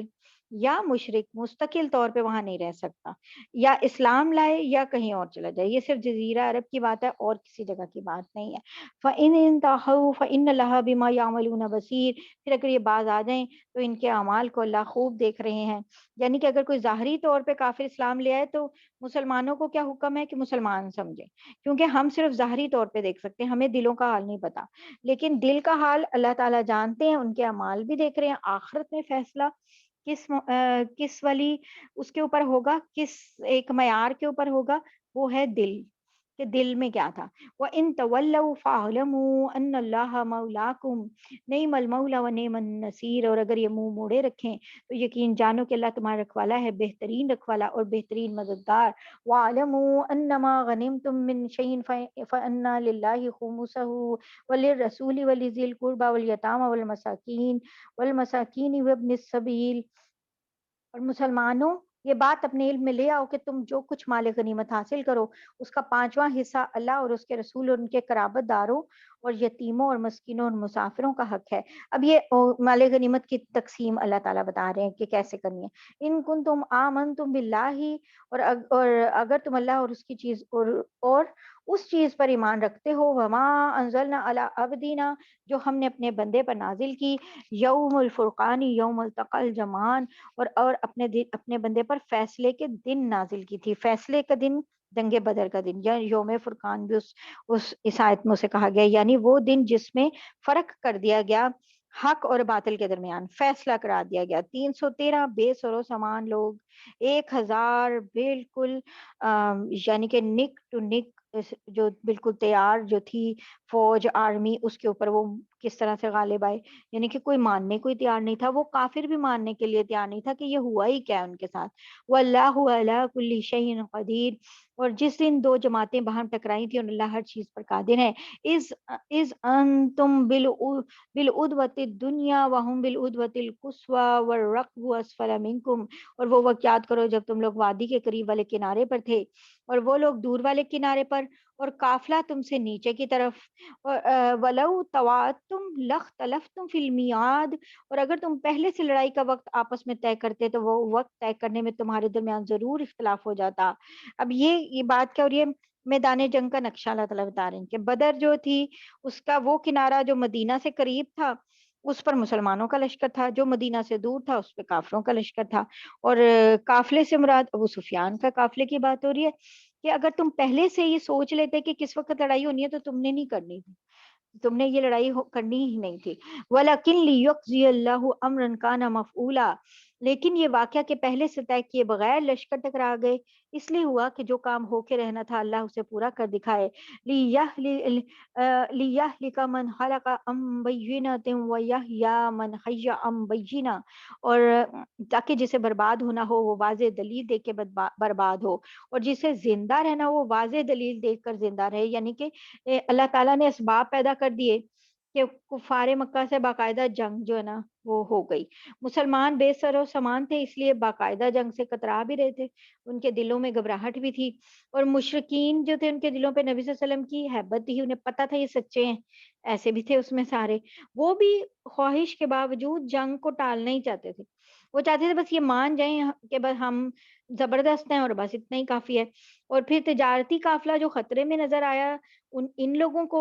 کافروں کو، تو جنگ کے سوا ان کے پاس کوئی چارہ نہیں رہا، وہ لوگ آ گئے، اور مسلمانوں کے سامنے جب لشکر آ ہی گیا تو وہ بھی لڑنے پہ مجبور ہو گئے۔ تو اللہ تعالیٰ یہی کہہ رہے ہیں کہ یہ اسباب ہم نے اس لیے پیدا کیے کہ ایک دفعہ یہ یعنی فیصلہ کن معرکہ ہو ہی جائے۔ وَإِنَّ اللَّهَ صلی اللہ سمیع علیم، اور اللہ ہر بات سننے والے، ہر چیز جاننے والے ہیں۔ اِذْ يُرِيكُمُ اللَّهُ فِي مَنَامِكَ قَلِيلًا، اور اے پیغمبر وہ وقت یاد کرو جب اللہ خواب میں تمہیں ان دشمنوں کی تعداد کم دکھا رہے تھے۔ وَلَوْ أَرَاكَهُمْ كَثِيرًا لَفَشِلْتُمْ وَلَتَنَازَعْتُمْ فِي الْأَمْرِ وَلَكِنَّ اللَّهَ سَلَّمَ، اور اگر تمہیں ان کی تعداد زیادہ دکھا دیتے تو اے مسلمانوں تم ہمت ہار جاتے اور تمہارے درمیان اس معاملے میں اختلاف پیدا ہو جاتا۔ إِنَّهُ عَلِيمٌ بِذَاتِ الصُّدُورِ، لیکن اللہ نے تمہیں اس سے بچا لیا، یقیناً وہ سینوں میں چھپی باتیں خوب جانتے ہیں، یعنی کہ نبی صلی اللہ علیہ وسلم کے دل میں بھی گھبراہٹ تھی، ٹھیک ہے نا، ان آیات سے پتہ چل رہا ہے کہ، اور اللہ تعالیٰ کیا کہہ رہے ہیں کہ جب اللہ تعالیٰ نے خواب میں، کہ اللہ تعالیٰ کہہ رہے ہیں کہ یہ بھی ایک رحمت ہے اللہ کی کہ ان کی تعداد کم کر کے دکھائی اور تمہاری تعداد زیادہ کر کے دکھائی، یہ بھی، ورنہ تم ہمت ہی ہار جاتے، دیکھتے کہ بھئی پہلے کبھی ہوا ہی نہیں ایسا، مسلمانوں کی لڑائی بھی نہیں ہوئی تھی، تو اور سامان بھی، ساز و سامان بھی کم تھا، اللہ تعالیٰ نے یہ، اللہ کہہ رہے ہیں سچویشن بھی میں نے ہی بنائی تھی کہ یہ لڑائی جو ہے اس طرح سے ہو جائے اور اس کا نتیجہ بھی ان کو بہت اچھا سا ملے۔ وَإِذْ يُرِيكُمُهُمْ إِذِ الْتَقَيْتُمْ فِي أَعْيُنِكُمْ قَلِيلًا وَيُقَلِّلُكُمْ فِي أَعْيُنِهِمْ لِيَجْزِيَ اللَّهُ أَمْرًا كَانَ مَفْعُولًا، اور وہ وقت یاد کرو جب تم ایک دوسرے کے مد مقابل آئے تھے تو اللہ تمہاری نگاہوں میں ان کی تعداد کم دکھا رہا تھا اور ان کی نگاہوں میں تمہیں کم کر کے دکھا رہا تھا۔ وَإِلَى اللَّهِ تُرْجَعُ الْأُمُورُ، کس لیے؟ تاکہ جو کام ہو کے رہنا تھا اللہ اسے پورا کر کے دکھائیں اور تمام معاملات اللہ کی طرف لوٹائے جاتے ہیں۔ اب یہاں کیا بات ہو رہی ہے؟ یہ وہی بات ہو رہی ہے کہ یہ اب بیداری کا واقعہ ہے وہ تو خواب کی بات تھی نا، جس وقت دونوں لشکر آمنے سامنے آئے ہیں، اس وقت اللہ تعالیٰ نے مسلمانوں پہ یہ مسلمانوں کو ایسی کیفیت ان پہ طاری کی کہ انہیں وہ سارے ہی لوگ کم لگ رہے تھے، اور حالانکہ وہ اتنا بڑا لشکر تھا وہ انہیں کم لگ رہا تھا، اور ان لوگوں کو بھی کم لگ رہے تھے، کفار قریش کو بھی، تاکہ وہ ان کے اوپر حملہ کریں، یہ تو پہلے ہی کم تھے تو انہیں اور حقیر لگ رہا تھا۔ یا ایھا الذین آمنوا اذا لقیتم فئۃ فاثبتوا واذکروا اللہ کثیرا لعلکم تفلحون، اور اے ایمان والو جب تمہارا کسی گروہ سے مقابلہ ہو جائے تو ثابت قدم رہو اور اللہ کا کثرت سے ذکر کرو تاکہ تمہیں کامیابی حاصل ہو۔ وَأَطِیعُوا اللَّهَ وَرَسُولَهُ وَلَا تَنَازَعُوا فَتَفْشَلُوا وَتَذْهَبَ رِیحُکُم وَاصْبِرُوا، اور اللہ اور اس کے رسول کی اطاعت کرو، آپس میں جھگڑا نہ کرو ورنہ تم کمزور پڑ جاؤ گے اور تمہاری ہوا اکھڑ جائے گی۔ یعنی اللہ اور اس کے رسول کی اطاعت کرنی ہے، آپس میں نہیں جھگڑا کرنا، اور اللہ تعالیٰ کہہ رہے ہیں ورنہ تم کمزور ہو جاؤ گے۔ ان اللہ مع الصابرین، یقین رکھو گے اللہ صبر کرنے والوں کے ساتھ ہیں۔ ولا تکونوا کالذین خرجوا من دیارہم بطرا ورئاء الناس ویصدون عن سبیل اللہ، اور ان لوگوں کی طرح نہ ہو جانا جو اپنے گھروں سے اکڑتے ہوئے لوگوں کو اپنی شان دکھاتے ہوئے نکلے تھے اور دوسروں کو اللہ کے راستے سے روک رہے تھے، یعنی کفار قریش کا جو لشکر تھا جو جنگ بدر کے موقع پہ بڑا اکڑتا اور گھمنڈ دکھاتا اور شان و شوکت سے نکلا تھا، 50 عورتیں تو صرف گانے بجانے والیاں تھیں ان کے ساتھ، اور ساز و سامان شان و شوکت کا تھا۔ واللہ بما یعملون محیط، اور اللہ نے ان لوگوں کے سارے اعمال کو اپنے علم کے احاطے میں لیا ہوا ہے، یعنی کہ اللہ تعالیٰ کو سارے اعمال کی اصل حقیقت کا پورا پورا علم ہوتا ہے۔ وَإِذْ زَيَّنَ لَهُمُ الشَّيْطَانُ أَعْمَالَهُمْ وَقَالَ لَا غَالِبَ لَكُمُ الْيَوْمَ مِنَ النَّاسِ وَإِنِّي جَارٌ لَكُمْ فَلَمَّا تَرَاءَتِ الْفِئَتَانِ نَكَصَ عَلَىٰ عَقِبَيْهِ وَقَالَ إِنِّي بَرِيءٌ مِّنكُمْ إِنِّي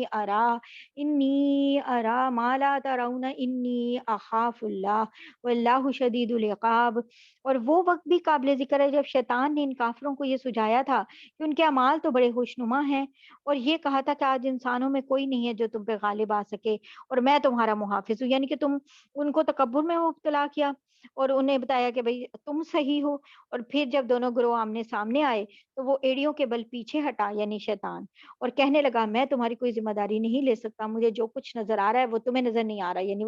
وہ فرشتے جو اللہ تعالیٰ نے اتارے تھے شیطان تو دیکھ سکتا تھا، ہمیں تو پتہ ہے ابلیس تو فرشتوں کے ساتھ رہا ہوا ہے، مجھے اللہ سے ڈر لگ رہا ہے، اللہ کا عذاب بڑا سخت ہے، یہ پھر الفاظ اس نے کہے۔ اب شیطان کی طرف سے جو بات آ رہی ہے وہ یہی ہے، ایک تو یہ کہ وہ اس کے دلوں میں ان کے دلوں میں ایسے ڈال رہا تھا، اور پھر یہ بھی آتا ہے مفسرین کی طرف سے کہ اس نے کسی انسانی شکل میں بھی آ کے ایکچولی مشرکین کو اکسایا تھا، تو اس میں آتا ہے کہ جب یہ جنگ کے ارادے سے روانہ ہونے لگے تھے تو انہیں یہ بھی خطرہ لگا کہ ان کے پیچھے ان کے گھروں پر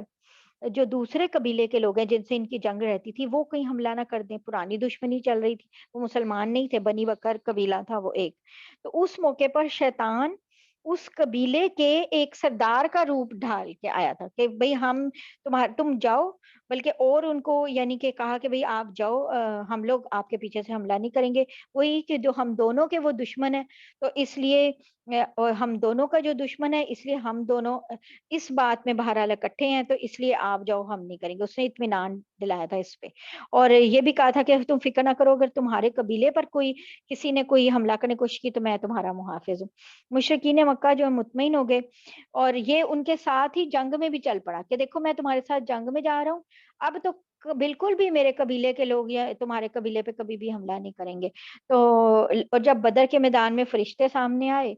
تو جو شیطان تھا اس نے تو انہیں پہچان لیا، تو اس نے پھر وہ پیچھے کی طرف بھاگا، اس نے کہا کہ میں کوئی تمہاری ذمہ داری نہیں لے سکتا، جو میں دیکھ رہا ہوں وہ تم نہیں دیکھ سکتے، اس طرح تو اور جب وہ ہوا یہ کہ جب مشرکین کا لشکر جو ہے شکست کھا کے واپس آیا نا مکہ، تو انہوں نے یہ سراقہ کی شکایت کی کہ بھئی تم اس طرح واپس پلٹ گئے، تم نے ہمیں اتنا کہا تھا، ایسے کہا تھا، تم نے بڑا دھوکہ دیا، تو سراقہ نے جواب میں کہا تھا کہ مجھے تو اس قصے کا ذرا بھی نہیں پتا، میں نے تو ایسی کوئی بات کہی نہیں، میں تو اپنے قبیلے سے کہیں گیا نہیں، ان لوگوں سے پوچھ لیں۔ پھر پتہ چلا کہ شیطان ایک شکل بنا کے اس طرح سے آیا تھا ان لوگوں کو اور زیادہ اکسانے کے لیے۔ اذ یقول المنافقون والذین فی قلوبهم مرض غر هؤلاء دینهم ومن یتوکل علی اللہ فإن اللہ عزیز حکیم، اور یاد کرو جب منافقین اور وہ لوگ جن کے دلوں میں روگ تھا یہ کہہ رہے تھے کہ ان مسلمانوں کو ان کے دین نے دھوکے میں ڈال رکھا ہے، حالانکہ کیا تھا کہ جو جو کوئی اللہ پہ بھروسہ کرے تو اللہ سب پر غالب ہیں، بڑی حکمت والے ہیں۔ یعنی دھوکے میں کیا ڈال رکھا ہے کہ اتنی بے سر و سامانی کی حالت میں اتنے بڑے یعنی آرمی سے ٹکر لے رہے ہیں، تو منافقین نے کہا تھا کہ یہ تو اپنے دین کے گھمنڈ میں مبتلا ہیں، یعنی انہیں تکبر ہے اپنے دین کے اوپر۔ تو ان میں تو مکہ کے جو کافر ہیں، مشرکین ہیں، ان کی مقابلہ کرنے کی کوئی طاقت نہیں ہے۔ یہ اللہ تعالیٰ کو وہ کہہ رہے تھے وَلَوْ تَرَىٰ إِذْ يَتَوَفَّى الَّذِينَ كَفَرُوا الْمَلَائِكَةُ يَضْرِبُونَ وُجُوهَهُمْ وَأَدْبَارَهُمْ وَذُوقُوا الْعَذَابَ الْحَرِيقَ۔ اور اگر تم دیکھتے تو وہ عجیب منظر تھا جب فرشتے ان کافروں کی روح قبض کر رہے تھے، ان کے چہروں اور پشت پر مارتے جاتے تھے اور کہتے جاتے تھے کہ اب جلنے کے عذاب کا مزہ بھی چکھنا۔ ذَلِكَ بِمَا قَدَّمَتْ أَيْدِيكُمْ وَأَنَّ اللَّهَ لَيْسَ بِظَلَّامٍ لِّلْعَبِيدِ۔ یہ سب کچھ ان اعمال کا بدلہ ہے جو تم نے اپنے ہاتھوں آگے بھیج رکھے تھے، اور یہ بات طے ہے کہ اللہ بندوں پر ظلم کرنے والا نہیں ہے۔ قَدَّأْبِ آلِ فِرْعَوْنَ وَالَّذِينَ مِن قَبْلِهِمْ كَفَرُوا بِآيَاتِ اللَّهِ فَأَخَذَهُمُ اللَّهُ بِذُنُوبِهِمْ إِنَّ اللَّهَ قَوِيٌّ شَدِيدُ الْعِقَابِ۔ اور ان لوگوں کا حال ایسا ہی ہوا جیسے فرعون کی قوم اور ان سے پہلے لوگوں کا حال ہوا تھا۔ انہوں نے اللہ کی نشانیوں کو ماننے سے انکار کیا، نتیجہ یہ ہوا کہ اللہ نے ان کے گناہوں کی وجہ سے انہیں اپنی گرفت میں لے لیا۔ یقیناً اللہ کی طاقت بڑی سخت ہے اور عذاب بڑا سخت ہے۔ اللہ کی طاقت بہت بڑی ہے اور عذاب بڑا ہی سخت ہے۔ ذَلِكَ بِأَنَّ اللَّهَ لَمْ يَكُن مُغَيِّرًا نِعْمَةً أَنْعَمَهَا عَلَىٰ قَوْمٍ حَتَّىٰ يُغَيِّرُوا مَا بِأَنفُسِهِمْ وَأَنَّ اللَّهَ سَمِيعٌ عَلِيمٌ۔ یہ سب کچھ اس لیے ہوا کہ اللہ کا دستور یہ ہے کہ اس نے جو نعمت کسی قوم کو دی ہو اسے اس وقت تک بدلنا گوارا نہیں کرتا جب تک وہ لوگ خود اپنی حالت نہ بدل لیں، اور اللہ ہر بات سنتے سب کچھ جانتے ہیں۔ یعنی اللہ تعالیٰ اپنی نعمتوں کو عذاب سے اس وقت بدلتے ہیں جب کوئی قوم اپنی حالت کو خود ہی بدل لیتی ہے۔ یعنی کفار مکہ تھا، اللہ نے ہر قسم کی نعمت دی تھی، اور پھر نبی صلی اللہ علیہ وسلم کو ان کے درمیان نبی بنا کے بھیجا، اس سے بڑی کیا نعمت تھی؟ پھر بھی وہ کیا کر رہے تھے؟ ضد سے کام لے رہے تھے، اور اگر وہ یعنی کہ حق اللہ کہہ رہے ہیں انصاف سے کام لیتے تو اسلام قبول کرنا ان کے لیے کچھ مشکل نہیں تھا، لیکن انہوں نے نعمت کی ناشکری کی، یعنی نبی صلی اللہ علیہ وسلم کی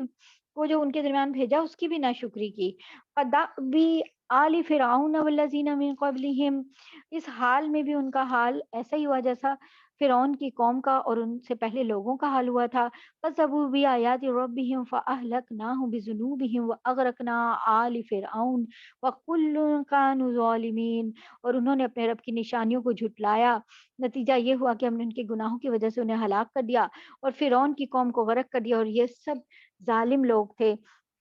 ان شر الدواب عند اللہ الذین کفروا فهم لا یؤمنون۔ یقین جانو کہ اللہ کے نزدیک زمین پہ چلنے والے جانداروں میں بدترین لوگ وہ ہیں جنہوں نے کفر اپنا لیا ہے، جن کی وجہ سے وہ ایمان نہیں لاتے۔ الذین عاہدت منہم ثم ینقضون عہدہم فی کل مرۃ وہم لا یتقون۔ یہ لوگ وہ ہیں جن سے تم نے عہد لے رکھا ہے، اس کے باوجود یہ ہر مرتبہ اپنے عہد کو توڑ دیتے ہیں اور ذرا نہیں ڈرتے۔ یعنی یہودی جو مدینہ کے آس پاس آباد تھے، نبی صلی اللہ علیہ وسلم نے ان سے ایگریمنٹس کیے ہوئے تھے کہ آپس میں یعنی امن کے اور ایک دوسرے کے دشمن کا ساتھ نہیں دینا، اور یہودیوں نے بار بار اس یہ جو ایگریمنٹ تھا اس کے الٹ کیا اور خفیہ طور پہ سیکریٹلی وہ کفار مکہ کے ساتھ ملے ہوتے تھے۔ فَإِمَّا تَثْقَفَنَّهُمْ فِي الْحَرْبِ فَشَرِّدْ بِهِمْ مَنْ خَلْفَهُمْ لَعَلَّهُمْ يَذَّكَّرُونَ۔ لہٰذا اگر کبھی یہ لوگ جنگ میں تمہارے ہاتھ لگ جائیں تو ان کو سامانے عبرت بنا کر ان لوگوں کو بھی تتر بتر کر ڈالو جو ان کے پیچھے ہیں، تاکہ وہ یاد رکھیں۔ یعنی کسی جنگ میں اگر کھل کے مسلمانوں کے مقابلے پہ آ جائیں تو انہیں ایسا سبق سکھائیں کہ انہیں اپنے ایگریمنٹس توڑنے کا اور بدعہدی کا انجام جو ہے نا وہ پتہ جائے۔ یعنی یہ والی بات، یعنی کہ یہ جو کفار مکہ کو بھی پیچھے سے اکساتے تھے، ان کو ایسی عبرت ہو کہ ان کے منصوبے تتر بتر ہو جائیں۔ وَإِمَّا تَخَافَنَّ مِن قَوْمٍ خِيَانَةً فَانبِذْ إِلَيْهِمْ عَلَىٰ سَوَاءٍ إِنَّ اللَّهَ لَا يُحِبُّ الْخَائِنِينَ۔ اور اگر تمہیں کسی قوم سے بد عہدی کا اندیشہ ہو تو تم وہ معاہدہ ان کی طرف سیدھے سیدھے طریقے سے پھینک دو، یعنی توڑ دو۔ ظاہر ہے کہ یہ جو بد عہدی کر رہے ہیں اور مسلمانوں کو نقصان پہنچا رہے ہیں، اگر تمہیں پتہ بھی چل گیا ہے کہ واضح طور پہ انہیں معاہدے کو ختم کر رہے ہیں اور اس طرح یا سیکریٹلی تمہیں پتہ چل گیا کہ انہوں نے ایسا کوئی کام کیا، تو آپ بھی معاہدہ توڑنے کا اعلان کر دیں، بتا دیں انہیں، اور یاد رکھو کہ اللہ بد عہدی کرنے والوں کو پسند نہیں کرتے۔ ولا يحسبن الذين كفروا سبقوا انهم لا يعجزون، اور کافر لوگ ہرگز یہ خیال بھی دل میں نہ لائیں کہ وہ بھاگ نکلے ہیں، یہ یقینی بات ہے کہ وہ اللہ کو عاجز نہیں کر سکتے۔ وَأَعِدُّوا لَهُم مَّا اسْتَطَعْتُم مِّن قُوَّةٍ وَمِن رِّبَاطِ الْخَيْلِ تُرْهِبُونَ بِهِ عَدُوَّ اللَّهِ وَعَدُوَّكُمْ وَآخَرِينَ مِن دُونِهِمْ لَا تَعْلَمُونَهُمْ اللہ یعلمہم وما تنفقوا من شیء فی سبیل اللہ یوفی الیکم وانتم لا تظلمون۔ اور مسلمانوں جس قدر، اب اتنی امپورٹنٹ آیت ہے، آیت نمبر 60 ہے سورہ انفال کی، کہ مسلمانوں جس قدر طاقتور گھوڑوں کی جتنی چھاؤنیاں تم سے بن پڑیں ان سے مقابلے کے لیے تیار کرو۔ یعنی پوری امت مسلمہ کے لیے ایک ابدی حکم، ایک ہمیشہ ہمیشہ کے لیے حکم آ گیا، کیا کہ اسلام کو اور مسلمانوں کی کو بچانے کے لیے اور ان کی شان و شوکت کے لیے، ان کی شوکت قائم کرنے کے لیے، ہر قسم کی اپنے آپ کو یعنی کہ ڈیفینس کرنے کے لیے بھی اور اٹیک کرنے کے لیے بھی ہر قسم کی جو آپ کی ڈیفینس پاور ہے یا دفاعی طاقت ہے وہ جو ہے نا جمع کرنی۔ اللہ تعالیٰ نے یہاں طاقت کا عام لفظ استعمال کیا، قوتن ومن رباط، ٹھیک ہے نا، کہ جنگ کی تیاری کسی کوئی ایک طرح کا ہتھیار نہیں ہوتا، اس لیے اللہ تعالیٰ نے کسی ہتھیار کی بات نہیں کی، بلکہ کہا کہ جس وقت مطلب جس زمانے میں جس قسم کی بھی قوت چاہیے، جس طرح کی بھی چاہیے، اس طرح کے ویپنز اور سب کچھ جو ہے وہ مسلمانوں کا فرض ہے حاصل کرنا، اور اس میں یعنی کہ جدید ترین جو بھی ٹیکنالوجی چل رہی ہے وہ سب چیزیں اس میں شامل ہیں، کہ وہ سب کچھ اس میں ہے، لیکن افسوس کیا ہے کہ ہمارا یہ فرض ہے لیکن ہم اس سے غافل ہیں، اور اللہ تعالیٰ جو ہیں ہم کو اس صورتحال سے نجات دلائیں کہ جو کچھ بھی یہ چل رہا ہے، اور جن کے ذریعے تم اللہ کے دشمن اور اپنے موجودہ دشمن پر بھی ہیبت طاری کر سکو، اور ان کے علاوہ دوسروں پر بھی جنہیں تم نہیں جانتے مگر اللہ انہیں جانتے ہیں، مطلب دشمن وہی نہیں ہے صرف جو سامنے اور نظر آ رہے ہیں، بلکہ بہت سے دشمن ہیں جو بھی نظر بھی نہیں آتے، وہ ہیں، اور بالکل کتنا صحیح اللہ تعالیٰ نے فرمایا وما، اور پھر اللہ تعالیٰ کہہ رہے ہیں اور اللہ کے راستے میں جو کچھ تم خرچ کرو گے وہ تمہیں پورا پورا دے دیا جائے گا اور تمہارے لیے کوئی کمی نہیں کی جائے گی۔ وَإِن جَنَحُوا لِلسَّلْمِ فَاجْنَحْ لَهَا وَتَوَكَّلْ عَلَى اللَّهِ، اور اگر وہ لوگ صلح کی طرف جھکیں تو تم بھی ان کی طرف جھک جاؤ، یعنی کہ مسلمانوں کو کہہ رہے ہیں کہ دشمن اگر صلح کی پیشکش کرے تو تم بھی صلح کر لو، یعنی دیکھ لو کہ صلح کی اجازت ہے، مگر شرائط کیا ہوں جو مسلمانوں کی مصلحت کے مطابق۔ انہ هو السمیع العلیم، اور اللہ پہ بھروسہ رکھو، یقین جانو وہی ہے جو ہر بات سنتا ہے، سب کچھ جانتا ہے۔ وَإِن يُرِيدُوا أَن يَخْدَعُوكَ فَإِنَّ حَسْبَكَ اللَّهُ، اور اگر وہ تمہیں دھوکہ دینے کا ارادہ کریں گے تو اللہ تمہارے لیے کافی ہیں۔ وہ ہوا، اور وہی ہے، هو الذی ایدک بنصرہ وبالمؤمنین، اور وہی تو ہے جس نے اپنی مدد کے ذریعے اور مومنوں کے ذریعے تمہارے ہاتھ مضبوط کیے۔ وَأَلَّفَ بَيْنَ قُلُوبِهِمْ، اور ان کے دلوں میں ایک دوسرے کی الفت پیدا کر دی ہے مسلمانوں کی۔ لَوْ أَنفَقْتَ مَا فِي الْأَرْضِ جَمِيعًا مَا أَلَّفْتَ بَيْنَ قُلُوبِهِمْ وَلَكِنَّ اللَّهَ أَلَّفَ بَيْنَهُمْ إِنَّهُ عَزِيزٌ حَكِيمٌ، اور ان کے دلوں میں ایک دوسرے کی الفت پیدا کرتی، اگر تم زمین بھر کی ساری دولت بھی خرچ کر لیتے تو ان کے دلوں میں یہ الفت پیدا نہ کر سکتے، لیکن اللہ نے ان کے دلوں کو جوڑ دیا، وہ یقیناً اقتدار کے بھی مالک ہیں، حکمت کے بھی مالک ہیں، کوئی بھی کسی کے دل میں اپنے لیے محبت نہیں پیدا کر سکتا۔ اللہ تعالیٰ کہہ رہے ہیں زمین کی ساری دولت بھی خرچ کر لیں، لیکن مسلمان جب کوئی ہو جاتا ہے تو دوسرے مسلمان کے دل میں اس کے لیے جو محبت آتی ہے، جو الفت آتی ہے، وہ اللہ نے رکھی ہوئی ہے۔ وہ کہہ رہے ہیں ورنہ دنیا کی دولت خرچ کرنے سے نہیں آتی۔ یا ایہا النبی حسبک اللہ ومن اتبعک من المؤمنین، اے نبی تمہارے لیے تو بس اللہ اور وہ مومن لوگ کافی ہیں جنہوں نے تمہاری پیروی کی ہے۔ یا ایہا النبی حرض المؤمنین علی القتال، اے نبی مومنوں کو جنگ پر ابھارو۔ دیکھیں کہ آپ دیکھیں قرآن میں جتنی دفعہ نماز کا ذکر ہے اس سے کتنی کئی گنا زیادہ دفعہ جہاد کا ذکر ہے، ٹھیک ہے، لیکن کیا جہاد یعنی کہ ہم کون کون سے ہم چیزیں جہاد کی ہم کر رہے ہیں یا کر سکتے ہیں اور ہم کر رہے ہیں کیا؟ چلیں عورتوں کے اوپر نہیں فرض تو، لیکن پیار تو عورتیں ہی کرتی ہیں سب کو، اپنے بیٹوں کو، اپنے بھائیوں کو، اپنے شوہروں کو، لیکن کیا ہم مطلب یہ سب کچھ کر رہے ہیں؟ کچھ بھی نہیں کر رہے۔ تو اللہ تعالیٰ کیا کہہ رہے ہیں، نبی مومنوں کو جنگ پر ابھارو، ان یکم منکم عشرون صابرون یغلبوا مئتین، اور اگر تمہارے 20 آدمی ایسے ہوں گے جو ثابت قدم رہنے والے ہوں گے تو وہ 200 پہ غالب آ جائیں گے۔ اللہ تعالیٰ کہہ رہے ہیں کہ 20 آدمی ثابت قدم سچے مسلمان 200 پہ غالب آئیں گے۔ وَإِن يَكُن مِّنكُم مِّائَةٌ يَغْلِبُوا أَلْفًا مِّنَ الَّذِينَ كَفَرُوا بِأَنَّهُمْ قَوْمٌ لَّا يَفْقَهُونَ، اور اگر تمہارے 100 آدمی ہوں گے تو کافروں کے 1000 پہ غالب آ جائیں گے، کیونکہ وہ ایسے لوگ ہیں جو سمجھ نہیں رکھتے، یعنی کافر صحیح سمجھ نہیں رکھتے، اسی لیے ایمان نہیں لاتے، اور ایمان نہیں لاتے اس لیے اللہ کی غیبی مدد سے محروم رہتے ہیں، اور اپنی 10 گنا زیادہ تعداد کے باوجود مسلمانوں سے مغلوب ہو جاتے ہیں۔ اور ہسٹری ہمیں یہی بتاتی ہے، مسلمان ہر جگہ کم تھے اور ان کے مقابلے میں کافر ہمیشہ ہی زیادہ تھے۔ الان خفف اللہ عنکم وعلم ان فیکم ضعفا، لو اب اللہ نے تم سے بوجھ ہلکا کر دیا، اور اس کے علم میں ہے کہ تمہارے اندر کچھ کمزوری ہے، یعنی کہ تخفیف کر دیا، اب تخفیف کا حکم آگے آ رہا ہے۔ فَإِن يَكُن مِّنكُم مِّائَةٌ صَابِرَةٌ يَغْلِبُوا مِائَتَيْنِ، لہٰذا اب حکم یہ ہے کہ اگر تمہارے ثابت قدم رہنے والے 100 آدمی ہو تو 200 پہ غالب آ جائیں گے۔ مطلب اللہ تعالیٰ کہہ رہے ہیں یہ مت ڈرو، اللہ تعالیٰ نے پہلے کہا تھا نا 20 آدمی ہوں گے تو 200 پہ غالب آئیں گے، تو اب یعنی کہ لوگوں کو یہ بھاری لگا کہ یعنی اگر تمہیں لگتا ہے کہ یہ تمہیں اس بات سے ڈر لگ رہا ہے تو تم 100 بھی ہوگے تو 200 پہ غالب آ جاؤ گے۔ وَإِن يَكُن مِّنكُمْ أَلْفٌ يَغْلِبُوا أَلْفَيْنِ بِإِذْنِ اللَّهِ وَاللَّهُ مَعَ الصَّابِرِينَ، اور اگر تمہارے 1000 آدمی ہوں گے تو اللہ کے حکم سے 2000 پہ غالب آ جائیں گے، اور اللہ ثابت قدم رہنے والوں کے ساتھ ہیں۔ ما كان للنبي ان يكون له اسرى حتى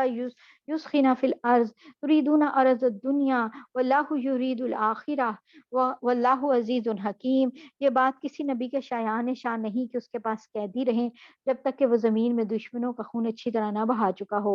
جس سے ان کا روح پوری طرح ٹوٹ جائے، اور تم دنیا کا ساز و سامان چاہتے ہو اور اللہ تمہارے لیے آخرت کی بھلائی چاہتے ہیں، اور اللہ صاحب اقتدار بھی ہیں، صاحب حکمت بھی ہیں۔ یہاں پر کیا بات ہو رہی ہے؟ اللہ تعالیٰ ایکچولی کیا کہہ رہے ہیں کہ کسی نبی کے شایان نشان نہیں کہ اس کے پاس قیدی رہے۔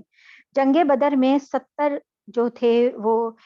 لوگ ان کے گرفتار ہوئے تھے، قیدی انہوں نے بنائے تھے، تو جنگی قیدی کے طور پہ مدینہ لائے۔ نبی صلی اللہ علیہ وسلم نے ان کے بارے میں صحابہ سے مشورہ کیا کہ کیا سلوک کریں، تو بعض صحابہ جو تھے مثلاً ان میں حضرت عمر رضی اللہ تعالیٰ عنہ، ان کی رائے یہ تھی کہ ان کو قتل کر دیں، کیوں، اور پھر یہ بھی کہا کہ جس کا جو رشتہ دار ہے، کیونکہ وہ سب ان کے رشتہ دار ہی تھے، تو جن کا جو رشتہ دار ہے وہ اس کے حوالے کریں اور اسے کہیں اپنے رشتہ دار کو قتل کرے، کیونکہ انہوں نے مسلمانوں پہ بڑے ظلم ڈھائے ہوئے ہیں، تو ان کا عبرتناک انجام ہونا چاہیے۔ اب جو باقی لوگ تھے ان کی رائے کیا تھی کہ فدیہ لے کے چھوڑ دیں۔ فدیہ مال کو کہتے ہیں، جو کسی جنگی قیدی سے جب اس کو کہتے ہیں نا کہ بھئی اچھا اتنے پیسے دے دو اسے چھوڑ دیں گے، تو اس کے گھر والے اتنے پیسے لے آتے ہیں اس کی آزادی کے بدلے، تو ان کو کیونکہ مسلمان ابھی غریب تھے یہاں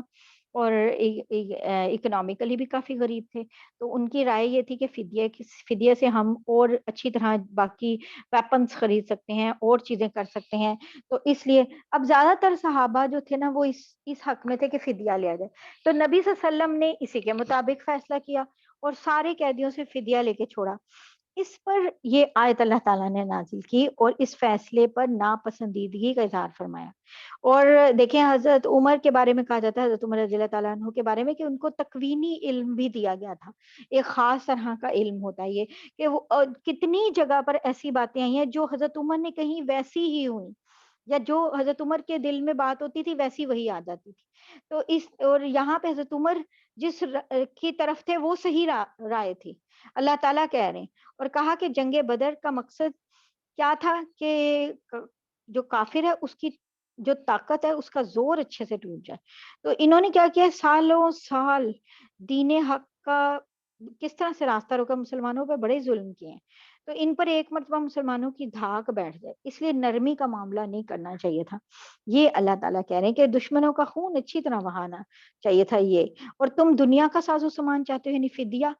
اور اللہ تمہارے لیے آخرت کی بھلائی چاہتے ہیں، اور اللہ تعالیٰ صاحب اقتدار بھی ہیں، صاحب حکمت بھی، سب سے حکمت ان کو ہی پتہ ہے۔ لولا کتاب من اللہ سبق لمسکم فیما اخذتم عذاب عظیم، اور اگر اللہ کی طرف سے ایک لکھا ہوا حکم پہلے نہ آ چکا ہوتا تو جو راستہ تم نے اختیار کیا اس کی وجہ سے تم پر کوئی بڑی سزا آ جاتی، یعنی نبی صلی اللہ علیہ وسلم کے ہوتے ہوئے اللہ کا کوئی عذاب نہیں آ سکتا، یہ پہلے ہی آ گیا تھا،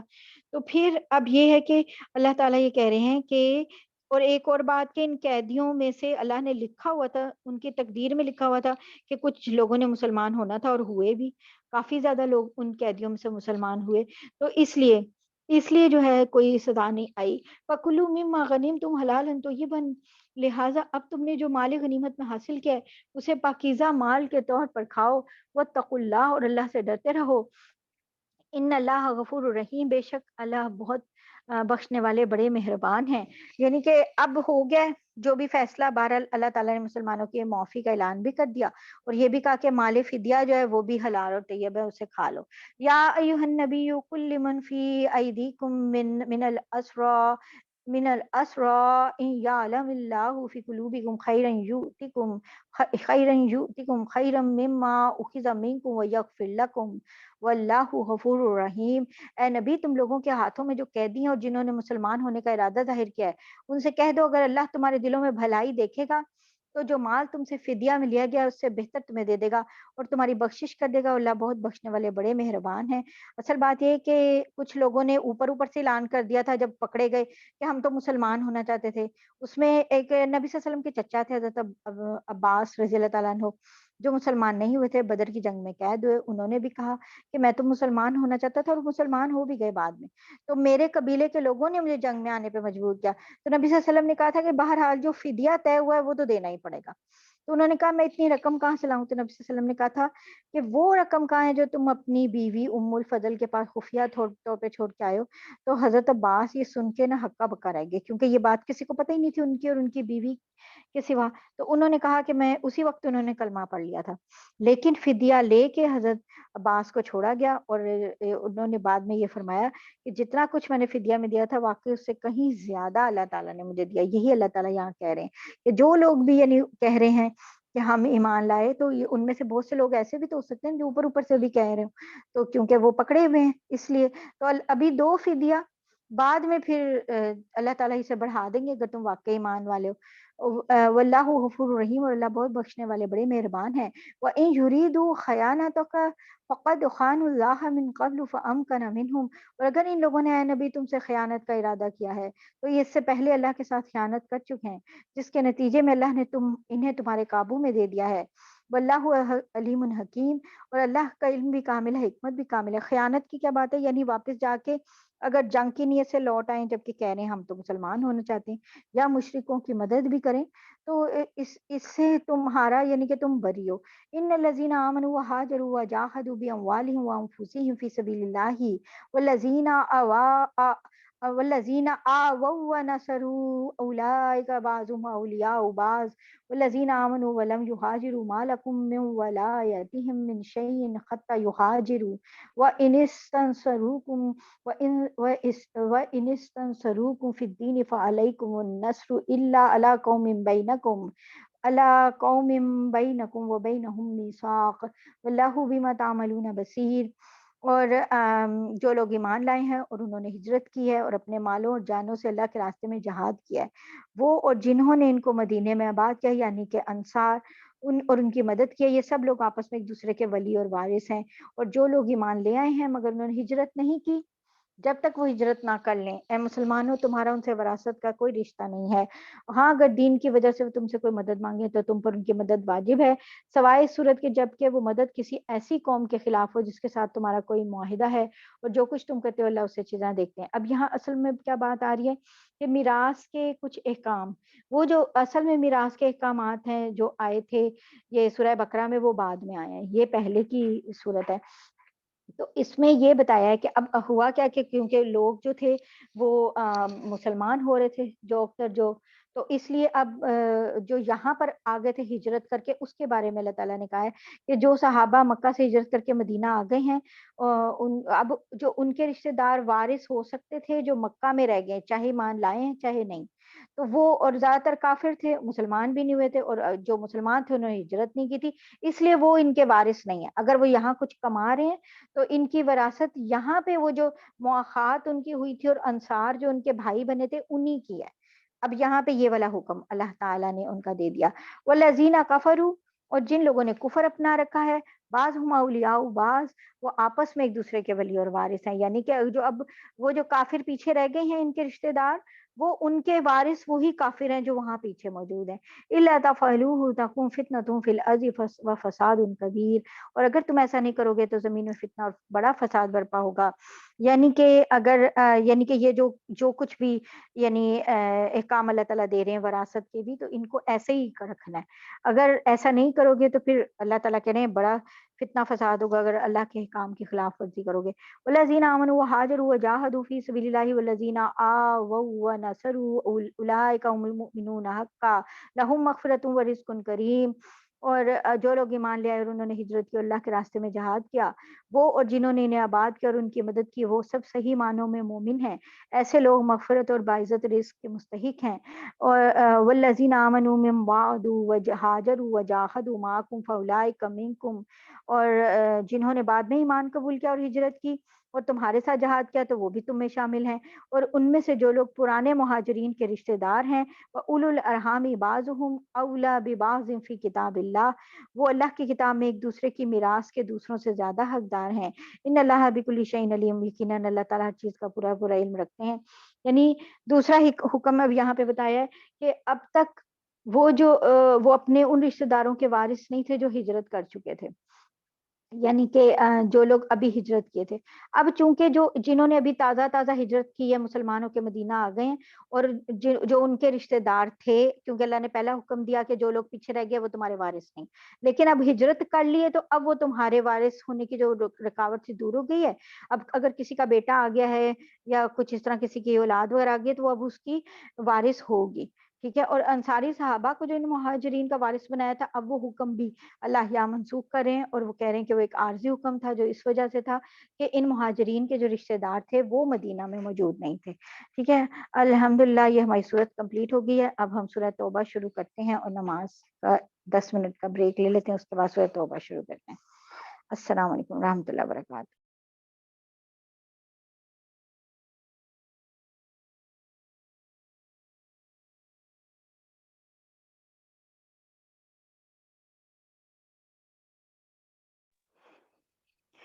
اللہم صلی علی سیدنا محمد وعلی آل محمد وبارک وسلم. اعوذ باللہ من الشیطان الرجیم. بسم اللہ الرحمن الرحیم. جو لوگ بھی قرآن پاک لے کے بیٹھے ہیں اب وہ اعتکاف کی نیت پھر سے کر لیں. نویت الاعتکاف للہ عز وجل ما دمت فی بیان القرآن رب اغفر لی وتب علی انک انت التواب الرحیم. اچھا جی، ہماری شروع ہو رہی ہے سورہ توبہ. سورہ توبہ کے بارے میں ہم تھوڑا سا دیکھ لیں کہ یہ کیا ہے. اب اس سورہ میں ساری صورتوں میں بسم اللہ ہے شروع میں، اس میں بسم اللہ نہیں ہے. اور اس کی تلاوت کا قاعدہ بھی یہی ہے کہ سورہ انفال سے اگر تلاوت پڑھتے چلے آ رہے ہیں تو بسم اللہ نہیں پڑھنی، اور اگر اسی سورت سے تلاوت شروع کریں پھر بسم اللہ پڑھنی چاہیے. لیکن جو بعض لوگوں نے بسم اللہ کے علاوہ کچھ اور جملے بنا لیے ہوئے ہیں وہ غلط ہے. ٹھیک ہے. صحیح طریقہ یہی ہے، اور بہتر یہ ہے کہ کیونکہ اللہ نے اس سے پہلے بسم اللہ نہیں اتاری ہے تو بسم اللہ نہ پڑھیں.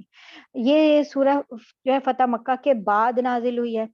عرب کے بہت سے قبیلے اس انتظار میں تھے کہ نبی صلی اللہ علیہ وسلم کے ساتھ جو کفار قریش ہیں ان کی جنگ کا انجام رزلٹ ہمیں پتہ چلے. تو جب اگر رزلٹ پتہ چلے گا تو پھر ہم ایمان لے آئیں گے. اور اگر نبی صلی اللہ علیہ وسلم اور مسلمانوں کو انہوں نے قریش نے ختم کر دیا، ان کے کافروں نے، تو پھر بس ٹھیک ہے جو بھی ہے. اب قریش نے حدیبیہ والا جو معاہدہ تھا، وہ جو ایگریمنٹ کیا تھا نبی صلی اللہ علیہ وسلم سے، وہ توڑ لیا تھا.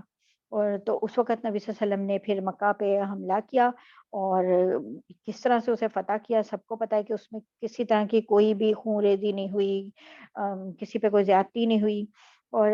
اب جو کافر تھے ان کی ایک طرح سے کمر ٹوٹ چکی تھی. اور پھر آخری یعنی کے طور پہ ایک آخری بڑا مارکا جو ہے وہ جنگ حنین والا ہوا تھا، جس میں قبیلہ حوازن تھا. اس نے ایک بہت بڑا لشکر مسلمانوں کے مقابلے کے لیے جمع کیا. ہر طرح سے جس بھی طرح کے کافر تھے وہ سارے حنین کی وادی میں ان کے ساتھ جمع ہو گئے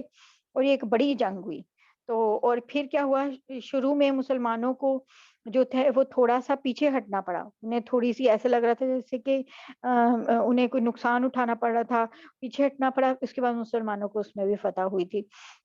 اور اس کے بعد کیا ہوا کہ یہ اس فتح کے بعد جزیرہ عرب کو اسلام اور مسلمانوں کا ایک یعنی مرکز اللہ تعالیٰ نے قرار دیا. اور یہ بھی کہا کہ کوئی نان مسلم جو ہے وہ یہاں پر رہ نہیں سکتا، یعنی پرماننٹ. ٹھیک ہے، کوئی یہاں پہ نہیں رہ سکتا، اور جو لوگ رہ گئے ہیں وہ ایگریمنٹس کریں مسلمانوں کے ساتھ، اور اس کے اکارڈنگ جنہوں نے ایگریمنٹ کیے ہوئے ہیں ان کے بارے میں یہاں ذکر آ رہا ہے، زکوٰۃ کے بارے میں ذکر آ رہا ہے، زکوٰۃ کے مصارف کیسے کرنے ہیں وغیرہ سب چیزیں اس کے بارے میں ذکر آ رہا ہے۔ اور پھر روم کے بادشاہ نے ایک فوج جمع کی تھی بڑی، اس کے بارے میں ذکر آ رہا ہے، اس کے لیے جو غزوہ تبوک ہوا تھا اس کی ذکر ہے نا، وہ اس میں آ رہا ہے۔ اب سورہ توبہ جو ہے اس کو سورہ برات بھی کہتے ہیں۔ برات کا مطلب یہ ہے کہ مشرکین سے دستبرداری کا اعلان، ٹھیک ہے، اور توبہ اس لیے کہ کچھ صحابہ کی توبہ قبول ہوئی تھی، وہ جنگ تبوک میں پیچھے رہ گئے تھے، تو ان کی توبہ قبول ہونے کی وجہ سے اس کا نام سورہ توبہ ہے۔ برات من اللہ ورسولہ الی الذین عاہدتم من المشرکین، مسلمانوں یہ اللہ اور اس کے رسول کی طرف سے دستبرداری کا اعلان ہے، یعنی کہ اعلان کر دیا اب کہ ان تمام مشرکین کے خلاف جن سے تم نے معاہدہ کیا ہوا ہے۔ اب یہ ہے کہ مشرکین کی 4 قسمیں تھیں۔ پہلی قسم وہ تھی جن کے ساتھ مسلمانوں نے جنگ بندی کا کوئی ایگریمنٹ کیا ہوا تھا، ٹھیک ہے، کوئی بھی نہیں کیا ہوا تھا، یعنی ایک وہ تھے جن کے ساتھ کوئی ایگریمنٹ نہیں تھا، اور ایسے مشرکوں کو اللہ تعالیٰ نے 4 مہینے کی مہلت دی کہ بھائی نکل جاؤ۔ دوسری قسم وہ تھی جن کے ساتھ ایگریمنٹ تھا لیکن کوئی مدت نہیں تھی کہ بھائی اتنے دیر کا ایگریمنٹ ہے، مطلب ایگریمنٹ ہوتا ہے نا کہ بھائی 1 سال کا ایگریمنٹ ہم کر رہے ہیں، 2 سال کا، 5 سال کا، یہ نہیں تھا، بلکہ ایک پرماننٹ ٹائپ ایک ایگریمنٹ تھا۔ تو اس کے لیے بھی اعلان کیا کہ وہ جو ایگریمنٹ ہے وہ بھی 4 مہینے تک جاری رہے گا۔ 4 منتھس ہیں، اور 4 منتھس میں یہاں سے چلے جائیں یا اسلام قبول کریں یا چلے جائیں، بس جزیرہ عرب میں نہیں اب رہ سکتا کوئی نان مسلم۔ اور تیسری قسم کی تھی جن کے ساتھ نبی صلی اللہ علیہ وسلم نے ایگریمنٹ کیا تھا لیکن انہوں نے توڑ دیا وہ ایگریمنٹ، خود ہی کوئی بدعہدی کر کے، جیسے کہ یہ قریش نے حدیبیہ میں ایگریمنٹ کیا لیکن خود ہی خلاف ورزی کر لی۔ تو پھر اس کے لیے یہ کہا تھا کہ بھائی اس کے لیے پھر دستبرداری کا اعلان جو ہے نا حج کے موقع پر ہو چکا تھا ایکچولی، اور اس کے بعد ان کو یعنی محرم کے آخر تک مہلت دی تھی کیونکہ حرمت والے مہینے چل رہے تھے، اور یہ اعلان حج کے موقع پہ ہو رہا تھا یہ سارا، تو ان کو محرم کے آخر تک جو ہے نا، اس محرم کے آخر تک جو ہے وہ مہلت ملی تھی، یعنی تقریباً 2 مہینوں کی۔ اور اب چوتھی قسم ان مشرکین کی تھی جو کہ ایک یعنی کہ خاص مدت تک جن کے لیے یعنی ایک ٹائم لیمٹ تھا مسلمانوں کا کہ انہوں نے 1 سال کے لیے، 2 سال کے لیے جو ہے وہ ایگریمنٹ ان سے جنگ بندی کا کیا ہوا ہے، اور انہوں نے کوئی بدعہدی بھی نہیں کی، ٹھیک ہے نا، کوئی یعنی کہ وہ کافروں کا کوئی ساتھ بھی نہیں دیا۔ تو پھر اللہ تعالیٰ نے کہا کہ جتنی ایگریمنٹ ان کے ساتھ ہوئی ہے ان کے اکارڈنگ ان کو مہلت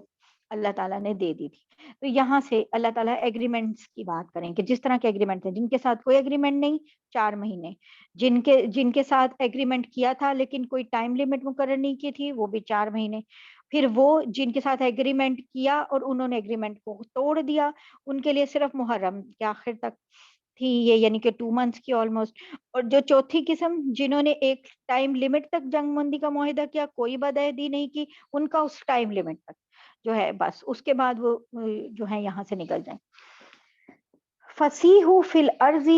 فسیحوا فی الارض اربعۃ اشہر واعلموا انکم غیر معجز اللہ وان اللہ مخزی الکافرین۔ سوری، لہٰذا مشرکو تمہیں 4 مہینے تک اجازت ہے کہ تم عرب کی سرزمین میں آزادی سے گھومو پھرو، اور یہ بات جان رکھو کہ تم اللہ کو عاجز نہیں کر سکتے، اور یہ بات بھی کہ اللہ کافروں کو رسوا کرنے والے ہیں، یعنی کہ یہ وہ پہلی قسم کی بات ہو رہی ہے جنہوں نے جنگ بندی کا معاہدہ کیا تھا لیکن ان کے ساتھ مدت کوئی نہیں تھی، اور دوسرا جنہوں نے معاہدہ کیا تھا لیکن توڑ لیا تھا۔ وَأَذَانٌ مِّنَ اللَّهِ وَرَسُولِهِ إِلَى النَّاسِ يَوْمَ الْحَجِّ الْأَكْبَرِ أَنَّ اللَّهَ بَرِيءٌ مِّنَ الْمُشْرِكِينَ وَرَسُولُهُ، اور فَإِن تُبْتُمْ فَهُوَ خَيْرٌ لَكُمْ، اور حج اکبر کے دن، اب حج اکبر کی بات آ رہی ہے کہ حج اکبر کے دن اللہ اور اس کے رسول کی طرف سے تمام انسانوں کے لیے اعلان کیا جاتا ہے کہ اللہ بھی مشرکین سے دستبردار ہو چکے ہیں اور اس کا رسول بھی۔ فَإِن تُبْتُمْ فَهُوَ خَيْرٌ لَكُمْ، اب اے مشرکو اگر تم توبہ کر لو تو تمہارے حق میں بہت بہتر ہے۔ وَإِن تَوَلَّيْتُمْ، اور اگر تم نے ابھی بھی منہ موڑے رکھا، فَاعْلَمُوا، تو جان لو اچھی طرح، انکم غیر معجز اللہ، کہ تم اللہ کو عاجز نہیں کر سکتے۔ وَبَشِّرِ الَّذِينَ كَفَرُوا بِعَذَابٍ أَلِيمٍ، اور تمام کافروں کو دکھ دینے والے عذاب کی خوشخبری سنا دو۔ إِلَّا الَّذِينَ عَاهَدتُّم مِّنَ الْمُشْرِكِينَ ثُمَّ لَمْ يَنكُثُوكُمْ شَيْئًا وَلَمْ يُظَاهِرُوا عَلَيْكُمْ، البتہ مسلمانوں جن مشرکین سے تم نے معاہدہ کیا ہے پھر ان لوگوں نے تمہارے ساتھ عہد میں کوئی کوتاہی نہیں کی، یعنی کہ اب ان کی بات ہو رہی ہے، یعنی پہلے اور دوسرے کی پہلے ہو گئی تھی، اب ان کی بات آ رہی ہے چوتھی قسم کی، کہ جنہوں نے معاہدہ بھی کیا اور بدعہدی بھی نہیں کی، ان کے ساتھ کرنا ہے۔ یم لم ینقصکم، انہوں نے تمہاری عہد کو توڑا نہیں ہے، تو تم نے کیا کرنا ہے؟ ولم یظاہروا علیکم احدا فاتموا الیہم عہدہم الی مدتہم، اور تمہارے خلاف کسی کی مدد بھی نہیں کی، تو ان کے ساتھ کیے ہوئے معاہدے کی مدت کو پورا کرو۔ ان اللہ یحب المتقین، بے شک اللہ احتیاط کرنے والوں کو پسند کرتے ہیں، یعنی معاہدے کی مدت پوری احتیاط کے ساتھ پوری کی جائے، اس میں کوئی شک نہ رکھا جائے۔ اب ہوا کیا تھا، یہ اصل میں یہ سارے جو احکامات ہیں نا حجت الوداع پہ آئے تھے۔ فَإِذَا انسَلَخَ الْأَشْهُرُ الْحُرُمُ، اب ایک بات اور جو آ رہی تھی، حج اکبر، حج اکبر کی بات۔ حج اکبر کسے کہتے ہیں؟ حج اکبر جو ہے نا، اصل میں حج جو ہے اس کو حج اکبر کہتے ہیں، اور جو ہمارے ایک مت ہے، مشہور ہے بات کہ نہیں جمعے والے دن ہوگا تو حج اکبر ہوگا، باقی جگہوں باقی دنوں میں نہیں، ایسی کوئی بات نہیں ہے۔ عمرہ جو ہے حج اصغر ہے، اور حج اکبر ہے ایکچولی۔ تو اس لیے ہی دیکھیں نا، آپ عمرہ کے لیے بھی کوئی جاتا ہے تو اس کو وہاں حاجی کہتے ہیں۔ حاجی کیوں کہتے ہیں؟ وہ حاجی ہوتا ہے، وہ حج اصغر ہے۔ اور حج اکبر کی بات اس لیے کی ہے کیونکہ اس حج والے دن یہ سب یعنی ہوا تھا، حج والے دن، اس لیے حج اکبر کی بات کی، اسے حج اکبر کہتے ہیں ایکچولی حج کو۔ فَإِذَا انسَلَخَ الْأَشْهُرُ الْحُرُمُ فَإِذَا انسَلَخَ الْأَشْهُرُ الْحُرُمُ فَاقْتُلُوا الْمُشْرِكِينَ حَيْثُ وَجَدتُّمُوهُمْ وَخُذُوهُمْ وَاحْصُرُوهُمْ وَاقْعُدُوا لَهُمْ كُلَّ مَرْصَدٍ، اور چنانچہ جب حرمت والے مہینے گزر جائیں تو ان مشرکین کو، کیونکہ ذی الحج میں یہ بات ہو رہی ہے، وہ حرمت کے مہینے میں، ذکات، ذی الحج، محرم اور رجب یہ ہوتے تھے حرمت والے مہینے، تو اب محرم بھی یعنی گزر جائے، تو ان مشرکین کو جنہوں نے تمہارے ساتھ بدعہدی کی تھی، یعنی اب ان کی بات ہو رہی ہے جو بدعہدی کی تھی، جہاں بھی پاؤ قتل کر ڈالو، انہیں پکڑو، انہیں گھیرو، انہیں پکڑنے کے لیے ہر گھات کی جگہ تاک لگا کر بیٹھو، یعنی کہ اب بس اتنا ہی ٹائم ہے ان کے پاس حرمت والے مہینوں تک، 2 months۔ فَإِن تَابُوا، اور اگر وہ توبہ کر لیں، وہ اقاموا الصلاۃ وآتوا الزکاۃ فخلوا سبیلہم، اگر وہ توبہ کر لیں، نماز قائم کریں، زکوٰۃ دیں، تو ان کا راستہ چھوڑ دو، یعنی کہ توبہ کریں، مسلمان ہو جائیں، اور تمہیں نظر بھی آئے ان کے اعمال سے کہ مسلمان ہیں، تو پھر ان کا راستہ چھوڑ دو۔ ان اللہ غفور رحیم، یقیناً اللہ بہت بخشنے والے بڑے مہربان ہیں۔ وَإِنْ أَحَدٌ مِّنَ الْمُشْرِكِينَ اسْتَجَارَكَ فَأَجِرْهُ حَتَّى يسمع کلام اللہ ثم ابلغه مأمنه ذلك بأنهم قوم لا يعلمون، اور اگر مشرکین میں سے کوئی تم سے پناہ مانگے تو اسے اس وقت تک پناہ دو جب تک کہ اللہ کا کلام سن لے، پھر اسے اس کی امن کی جگہ پہنچا دو، یہ اس لیے کہ یہ ایسے لوگ ہیں جنہیں علم نہیں ہے۔ یعنی کہ اب یہ بات ہو رہی ہے کہ یہ مشرکین جو چاروں قسموں کی اوپر جو بات ہوئی تھی اس میں مہلت کی بات ہو گئی، اور صرف یہ سہولت آگے دے دی کہ اگر اسلام کی دعوت پہ غور کرنا چاہتا ہے، ابھی ٹائم لے رہا ہے، تو اسے پناہ دے دو اور اللہ کا کلام سناؤ۔ تو لیکن اگر اللہ کا کلام سنانے کی بات نہیں ہے، بلکہ اسے امن کی جگہ بھی فراہم کرو تاکہ اطمینان کے ساتھ وہ اسلام کو پڑھ سکے، لیکن اگر وہ اس کے بعد بھی یعنی کہ نہیں ایمان لاتا تو پھر یہاں سے چلا جائے، اور اگر ایمان لے آتا ہے تو ٹھیک ہے۔ کیف یکون للمشرکین عہد عند اللہ وعند رسولہ الا الذین عاہدتم عند المسجد الحرام فما استقاموا لکم فاستقیموا لهم ان اللہ یحب المتقین، البتہ جن لوگوں سے تم نے مسجد حرام کے قریب معاہدہ کیا ہے، جب تک وہ تمہارے ساتھ سیدھے رہیں تم بھی ان کے ساتھ سیدھے رہو، بے شک اللہ متقی لوگوں کو پسند نہیں کرتے۔ یعنی یہ لوگ پہلے ہی معاہدے توڑ چکے ہیں، اب ان سے کوئی امید تو ہے نہیں کہ یہ سیدھے رہیں گے، اور ان سے کوئی نیا معاہدہ کریں گے تو یہ پابندی کریں گے، اس لیے ان کو مسلمانوں سے جو دشمنی ہے اس کی وجہ سے کسی رشتہ داری کا بھی لحاظ نہیں کرتے، تو کسی معاہدے کا کیسے کریں گے؟ تو اس لیے یہاں پہ اللہ تعالیٰ نے کہہ دیا کہ بس ٹھیک ہے کہ اس وقت مدت میں اس وقت 9 مہینے جو ہیں وہ باقی تھے ان لوگوں کے ساتھ، مطلب کیا ہے کہ اگر وہ سیدھے چلتے رہیں اس مدت کے دوران، کوئی ایگریمنٹ نہ توڑیں تو ٹھیک ہے، اگر ایگریمنٹ توڑیں تو پھر اس مدت کو انتظار کرنے کی ضرورت نہیں ہے۔ یہ ان لوگوں کی بات ہو رہی ہے جنہوں نے ایگریمنٹ نہیں توڑا اور جنہوں نے کسی کی مدد بھی نہیں کی، یہ جو چوتھی قسم تھی ان کی بات ہو رہی ہے کہ اگر وہ پھر اس ٹائم لمٹ کے دوران اگر ایگریمنٹ توڑ لیں تو پھر ان کو وہ ان کی بات وہیں ختم ہے۔ كيف وإن يظهروا عليكم لا يرقبوا فيكم إلا ولا ذمة يرضونكم بأفواههم وتأبى قلوبهم۔ اور لیکن دوسرے مشرکین کے ساتھ کیسے معاہدہ برقرار رہ سکتا ہے جبکہ ان کا حال یہ ہے کہ اگر کبھی تم پر غالب آ جائیں تو تمہارے معاملے میں نہ کسی رشتہ داری کا خیال کریں نہ کسی معاہدے کا، یہ تمہیں اپنی زبانی باتوں سے راضی کرنا چاہتے ہیں۔ اکثر فاسقون، اور حالانکہ ان میں سے جو ان کے دل انکار کرتے ہیں اور ان میں سے اکثر لوگ نافرمان ہیں۔ اشتروا بآیات اللہ ثمنا قلیلا فصدوا عن سبیلہ انہم ساء ما كانوا یعملون۔ انہوں نے اللہ کی آیتوں کے بدلے دنیا کی تھوڑی سی قیمت لے لینا پسند کر لیا ہے اور اس کے نتیجے میں لوگوں کو اللہ کے راستے سے روکا ہے، یعنی اللہ کی آیتوں پہ عمل نہیں کیا اور دنیا انہیں زیادہ اچھی لگ رہی ہے۔ لا يرقبون فی مؤمن الا ولا ذمہ واولئک هم المعتدون۔ اور واقعہ کیا ہے کہ ان کے کرتوت بہت ہی برے ہیں، یہ کسی بھی مومن کے معاملے میں کسی رشتہ داری یا معاہدے کا پاس نہیں کرتے اور یہی ہیں جو حدیں توڑنے والے ہیں۔ فَإِن تَابُوا وَأَقَامُوا الصَّلَاةَ وَآتُوا الزَّكَاةَ فَإِخْوَانُكُمْ فِي الدِّينِ وَنُفَصِّلُ الْآيَاتِ لِقَوْمٍ يَعْلَمُونَ۔ لہٰذا اگر یہ توبہ کر لیں اور نماز قائم کریں اور زکوٰۃ ادا کریں تو یہ تمہارے دینی بھائی بن جائیں گے، اور ہم احکام کی تفصیل ان لوگوں کے لیے بیان کر رہے ہیں جو جاننا چاہیں۔ اور ہمیں بھی پتہ ہے آج کل بھی دیکھیں کون سے لوگ ہیں جو ایگریمنٹس کرتے ہیں اور ان کا کوئی پاس نہیں کرتے۔ کئی کتنی دفعہ ایسے ہو چکا ہے، وہ بحری بیڑا جو 1971 میں آنا تھا نہیں آیا،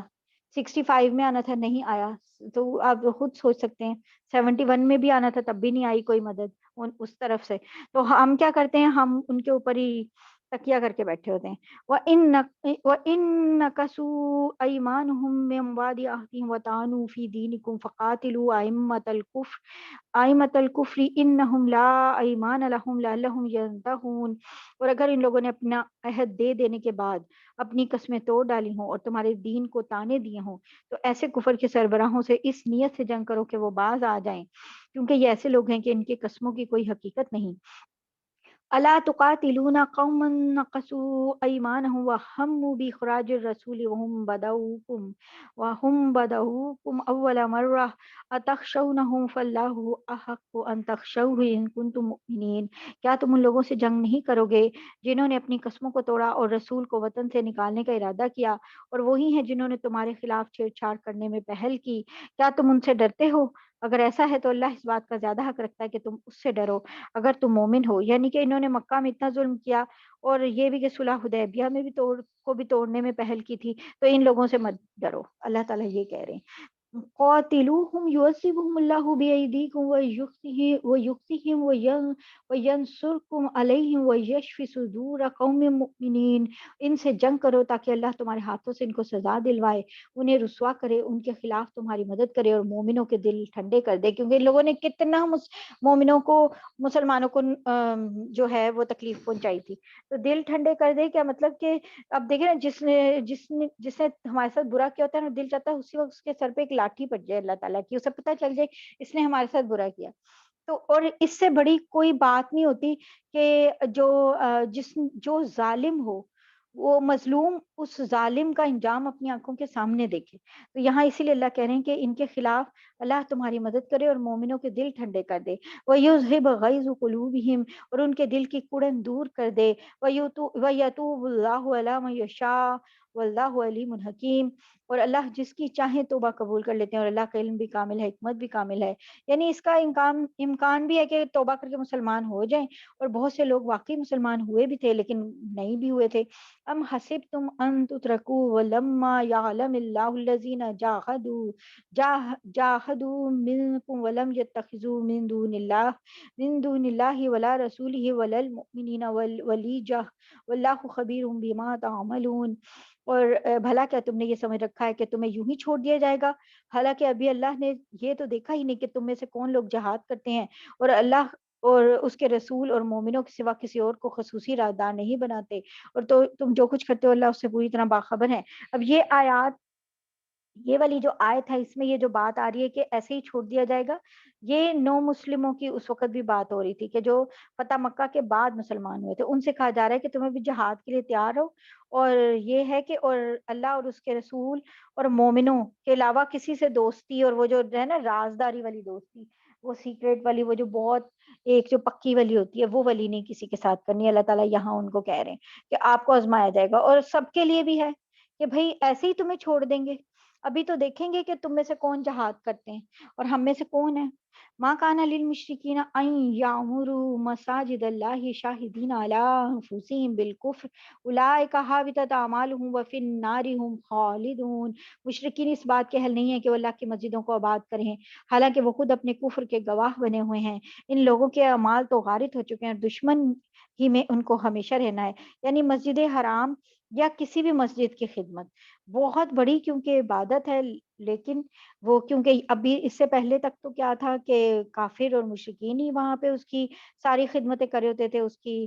پانی پلانا، حاجیوں کا دھیان رکھنا، خانہ کعبہ کی چابی، یہ سب کچھ. تو اللہ تعالیٰ کہہ رہے ہیں کہ مسجد کا اصل مقصد اللہ کی عبادت ہوتی ہے، اور وہ بھی یہ کہ اللہ کے سوا کسی کو شریک نہ ٹھہرایا جائے. تو اس لیے کفر اور شرک کے ساتھ کوئی بھی شخص، کوئی بھی یہاں سے منع ہو گیا کہ کوئی کافر جو ہے وہ کسی مسجد کا کوئی منتظم وغیرہ جو ہے نا وہ نہیں بن سکتا.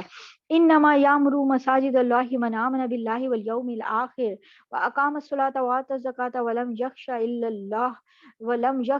اللہ فعسى اولئک ان یکونوا من المہتدین. اور یہاں اللہ تعالیٰ کہہ رہے ہیں اللہ کی مسجدوں کو تو وہی لوگ آباد کرتے ہیں جو اللہ اور یوم آخرت پہ ایمان لائے ہوں، نماز قائم کریں اور زکوٰۃ ادا کریں اور اللہ کے سوا کسی سے نہ ڈریں. ایسے ہی لوگوں سے توقع ہو سکتی ہے کہ وہ صحیح راستہ اختیار کرنے والوں میں شامل ہوں گے. آج تم سقایت الحاج و عمارت المسجد الحرام کمن آمن باللہ والیوم الآخر وجاہد فی سبیل اللہ لا یستوون عند اللہ واللہ لا یہدی القوم الظالمین. اور کیا تم لوگوں نے حاجیوں کو پانی پلانے اور مسجد حرام کے آباد رکھنے کو اس شخص کے اعمال کے برابر سمجھ رکھا ہے جو اللہ اور یوم آخرت پر ایمان لائے؟ یعنی کہ کافروں کی بات ہو رہی کہ وہ جو حاجیوں کو پانی پلاتے تھے اور مسجد حرام کو آباد رکھتے تھے اور اس کے سارے انتظام کرتے تھے، تو کیا انہوں نے اپنے آپ کو مسلمانوں کے برابر سمجھ لیا ہے جو اللہ اور یوم آخرت پہ ایمان لاتے ہیں اور جس نے اللہ کے راستے میں جہاد کیا ہے؟ تو اللہ کے نزدیک یہ سب برابر نہیں ہو سکتے، اور اللہ ظالم لوگوں کو منزل مقصود تک نہیں پہنچاتا. یعنی اصول بتا دیا کہ نیک کام سارے ایک درجے کے نہیں ہوتے. اگر کوئی شخص ایک فرائض اپنے ادا نہیں کرتا اور نفلی عبادتوں میں لگا رہتا ہے تو یہ کوئی نیکی نہیں ہے. حاجیوں کو پانی پلانا بے شک نیک کام ہے مگر وہ نفلی حیثیت رکھتا ہے. تو یہ ایک تو یہ بھی بات بتا دیا. دوسرا یہ کہ یہ بھی بتا دیا، اور یعنی وہ کہے کہ میں جہاد پہ نہیں جا رہا، میں تو حرم کی جو ہے نگہبانی کر رہا ہوں، تو نہیں. جہاد اگر فرض عین ہے اور کبھی فرض کفایہ ہے تو پھر یہ ہے کہ ان خدمات کی وجہ سے اسے کسی ایسے مومن پہ فوقیت نہیں ہوگی جو کہ کیا کر رہا ہے، اللہ پہ بھی مان رکھتا ہے، یوم آخرت پہ بھی، اور جہاد بھی کر رہا ہے اللہ کے راستے میں. تو اللہ تعالیٰ کہہ رہے ہیں یہ لوگ برابر نہیں ہیں، کہ جنہوں نے جہاد کیا ہوا ہے وہ ان کے برابر نہیں ہے جنہوں نے جہاد نہیں کیا. الذین آمنوا وہاجروا وجاہدوا فی سبیل اللہ باموالہم وانفسہم اعظم درجۃ عند اللہ، اعظم درجۃ عند اللہ واولئک هم الفائزون. اور جو لوگ ایمان لے آئے ہیں اور انہوں نے اللہ کے راستے میں ہجرت کی ہے وہ اور اپنے مال اور جانوں سے جہاد کیا، وہ اللہ کے نزدیک درجے میں کہیں زیادہ ہیں، اور وہی لوگ ہیں جو کامیاب ہونے والے ہیں. یبشرہم ربہم برحمت منہ ورضوان وجنات لہم فیہا نعیم مقیم. ان کا پروردگار انہیں اپنی طرف سے رحمت اور خوشنودی کی اور ایسے باغات کی خوشخبری دیتا ہے جن میں ان کے لیے دائمی نعمتیں ہیں، خالدین فیہا ابدا، ان میں ہمیشہ رہیں گے. ان اللہ عندہ اجر عظیم، اور یقیناً اللہ ہی ہے جن کے پاس عظمت والا اجر موجود ہے. یا ایھا الذین آمنوا لا تتخذوا آباءکم واخوانکم اولیاء ان استحبوا الکفر علی الایمان. ایمان والو اگر تمہارے باپ بھائی کفر کو ایمان کے مقابلے میں ترجیح دیں تو ان کو اپنا سرپرست نہ بناؤ، یعنی ان سے ایسے تعلقات نہ رکھو کہ جو تمہارے اپنے دین کے جو فرائض ہیں ان کی ادائیگی میں کوئی رکاوٹ بن جائے. وَمَن يَتَوَلَّهُم مِّنكُمْ فَأُولَٰئِكَ هُمُ الظَّالِمُونَ. اور جو لوگ ان کو سرپرست بنائیں گے وہ ظالم ہوں گے. قُلْ إِن كَانَ آبَاؤُكُمْ وَأَبْنَاؤُكُمْ وَإِخْوَانُكُمْ وَأَزْوَاجُكُمْ وَعَشِيرَتُكُمْ وَأَمْوَالٌ اقترفتموها وتجارة تخشون كسادها ومساكن ترضونها أحب إليكم من الله ورسوله وجهاد في سبيله فتربصوا حتى يأتي الله بأمره والله لا يهدي القوم الفاسقين. اے پیغمبر مسلمانوں سے کہہ دو اگر تمہارے باپ تمہارے بیٹے، تمہارے بھائی، تمہاری بیویاں، تمہارا خاندان، اور وہ مال و دولت جو تم نے کمایا ہے، اور وہ کاروبار جس کے مندہ ہونے کا تمہیں اندیشہ ہے، یعنی اس میں نقصان کا، اور وہ رہائشی مکان جو تمہیں پسند ہیں، تمہیں اللہ اور اس کے رسول اور اس کے راستے میں جہاد کرنے سے زیادہ محبوب ہیں، تو انتظار کرو یہاں تک کہ اللہ اپنا فیصلہ صادر فرما دے، اور اللہ نافرمان لوگوں کو منزل تک نہیں پہنچا دے، مطلب سزا کا فیصلہ۔ صاف صاف اللہ تعالیٰ نے کہا، ماں باپ، بھائی بہن، اولاد، بیوی، بچے، مال و دولت، گھر جائیداد اور بزنس، تجارت، کاروبار، ہر چیز اللہ کی نعمت ہے، لیکن اس وقت تک جب کہ وہ اللہ کے حکم میں رکاوٹ نہ بنے۔ اگر اللہ کے حکم کے درمیان رکاوٹ بن جائے تو یہی چیزیں انسان کے لیے عذاب بن جاتی ہیں۔ اعاذنا اللہ منہم، اللہ تعالیٰ جو ہے ہمیں ان سے بچا کے رکھیں اس بات سے۔ لقد نصرکم اللہ فی مواطن کثیرۃ ویوم حنین اذ اعجبتکم کثرتکم فلم تغن عنکم شیئا وضاقت علیکم الارض بما رحبت ثم ولیتم مدبرین۔ اور حقیقت یہ ہے کہ اللہ تعالیٰ نے تمہاری بہت سے مقام پر مدد کی ہے، اور خاص طور پر حنین کے دن جب تمہاری تعداد کی کثرت نے تمہیں مگن کر دیا تھا، یعنی حنین کی جنگ جب نبی صلی اللہ علیہ وسلم نے مکہ فتح کر لیا تو آپ کو اطلاع ملی کہ عرب کا ایک مشہور قبیلہ جو تھا حوازن، اپنے سردار مالک بن عوف کی جو مالک بن عوف تھا وہ بڑے ہی زبردست اور بہت ہی یعنی طاقتور شخص تھے، تو آپ پر حملہ کرنے کے لیے انہوں نے ایک لشکر بنایا ہے مسلمانوں کے اوپر، اور یہ ایک بہت بڑا قبیلہ تھا، اور طائف کا قبیلہ ثقیف بھی اس کا حصہ تھا۔ نبی صلی اللہ علیہ وسلم نے کو پتہ چلا کہ یہ بالکل سچی خبر ہے، اور وہ لوگ بڑے جوش و خروش سے مطلب تیاری کر رہے تھے، بہت زیادہ تیاری کی انہوں نے، اور آتا ہے کہ ان کی تعداد جو ہے وہ 24,000 کہیں اور کسی جگہ 28,000 تک ہے، کہ اتنے لوگ انہوں نے جمع کر لیے تھے۔ 28,000 از ٹو مچ۔ تو اب آپ کے پاس بھی، کیونکہ فتح مکہ ہو چکی تھی، جوک در جوک لوگ مسلمان ہو رہے ہیں، تو آپ کے پاس بھی تقریباً 14,000 صحابہ تھے، 14,000۔ اور اب مسلمانوں کو لگا کہ بھئی ہم تو مسلمان کافی ہیں اس دفعہ، پہلے تو کبھی اتنے مسلمان ہوئے نہیں، اور یہ جنگ حنین کے مقام پہ لڑی گئی تھی، یہ مکہ اور طائف کے درمیان ہے، اور مکہ سے تقریباً 10 مائلز کے یعنی کہ فاصلے پر ہے، اور مسلمانوں کی تعداد زیادہ تھی، اس سے پہلے کبھی اتنی تعداد نہیں ہوئی تھی، تو مسلمان جو ہیں وہ اپنی کم تعداد کے باوجود انہیں فتح ملتی رہی تھی، اس سے بعض مسلمانوں کے منہ سے یہ نکل گیا، اور ان کو ایک اندر ایک تکبر کا احساس ہوا کہ آج تو ہماری تعداد اتنی زیادہ ہے کہ ہم کسی سے مغلوب ہو ہی نہیں سکتے، مطلب ہمیں شکست ہو ہی نہیں سکتی۔ اللہ تعالیٰ کو یہ بات پسند نہیں آئی کہ مسلمان جو ہیں اپنی تعداد پہ بھروسہ کریں، اب سے پہلے کیا تعداد پہ بھروسہ کیا تھا، تو اللہ تعالیٰ یہی کہہ رہے ہیں، مگر وہ کثرت تعداد تمہارے کچھ کام نہ آئی، اور زمین اپنی ساری وسعتوں کے باوجود تم پر تنگ ہو گئی، پھر تم نے پیٹھ دکھا کر میدان سے رخ موڑ لیا، یعنی ایک وقت میں یہ ہوا کہ ان لوگوں نے اتنا زیادہ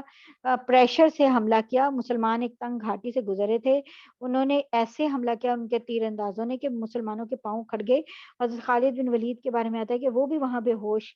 پڑے ہوئے تھے وہاں پہ، اور پھر وہ جب انہیں ہوش آیا انہوں نے اپنے مسلمان جو ان کے اوپر گرے ہوئے تھے، زخمی بھی اور شہید بھی، ان کو ہٹا کے وہ وہاں سے نکلے، تو وہ میدان جنگ سے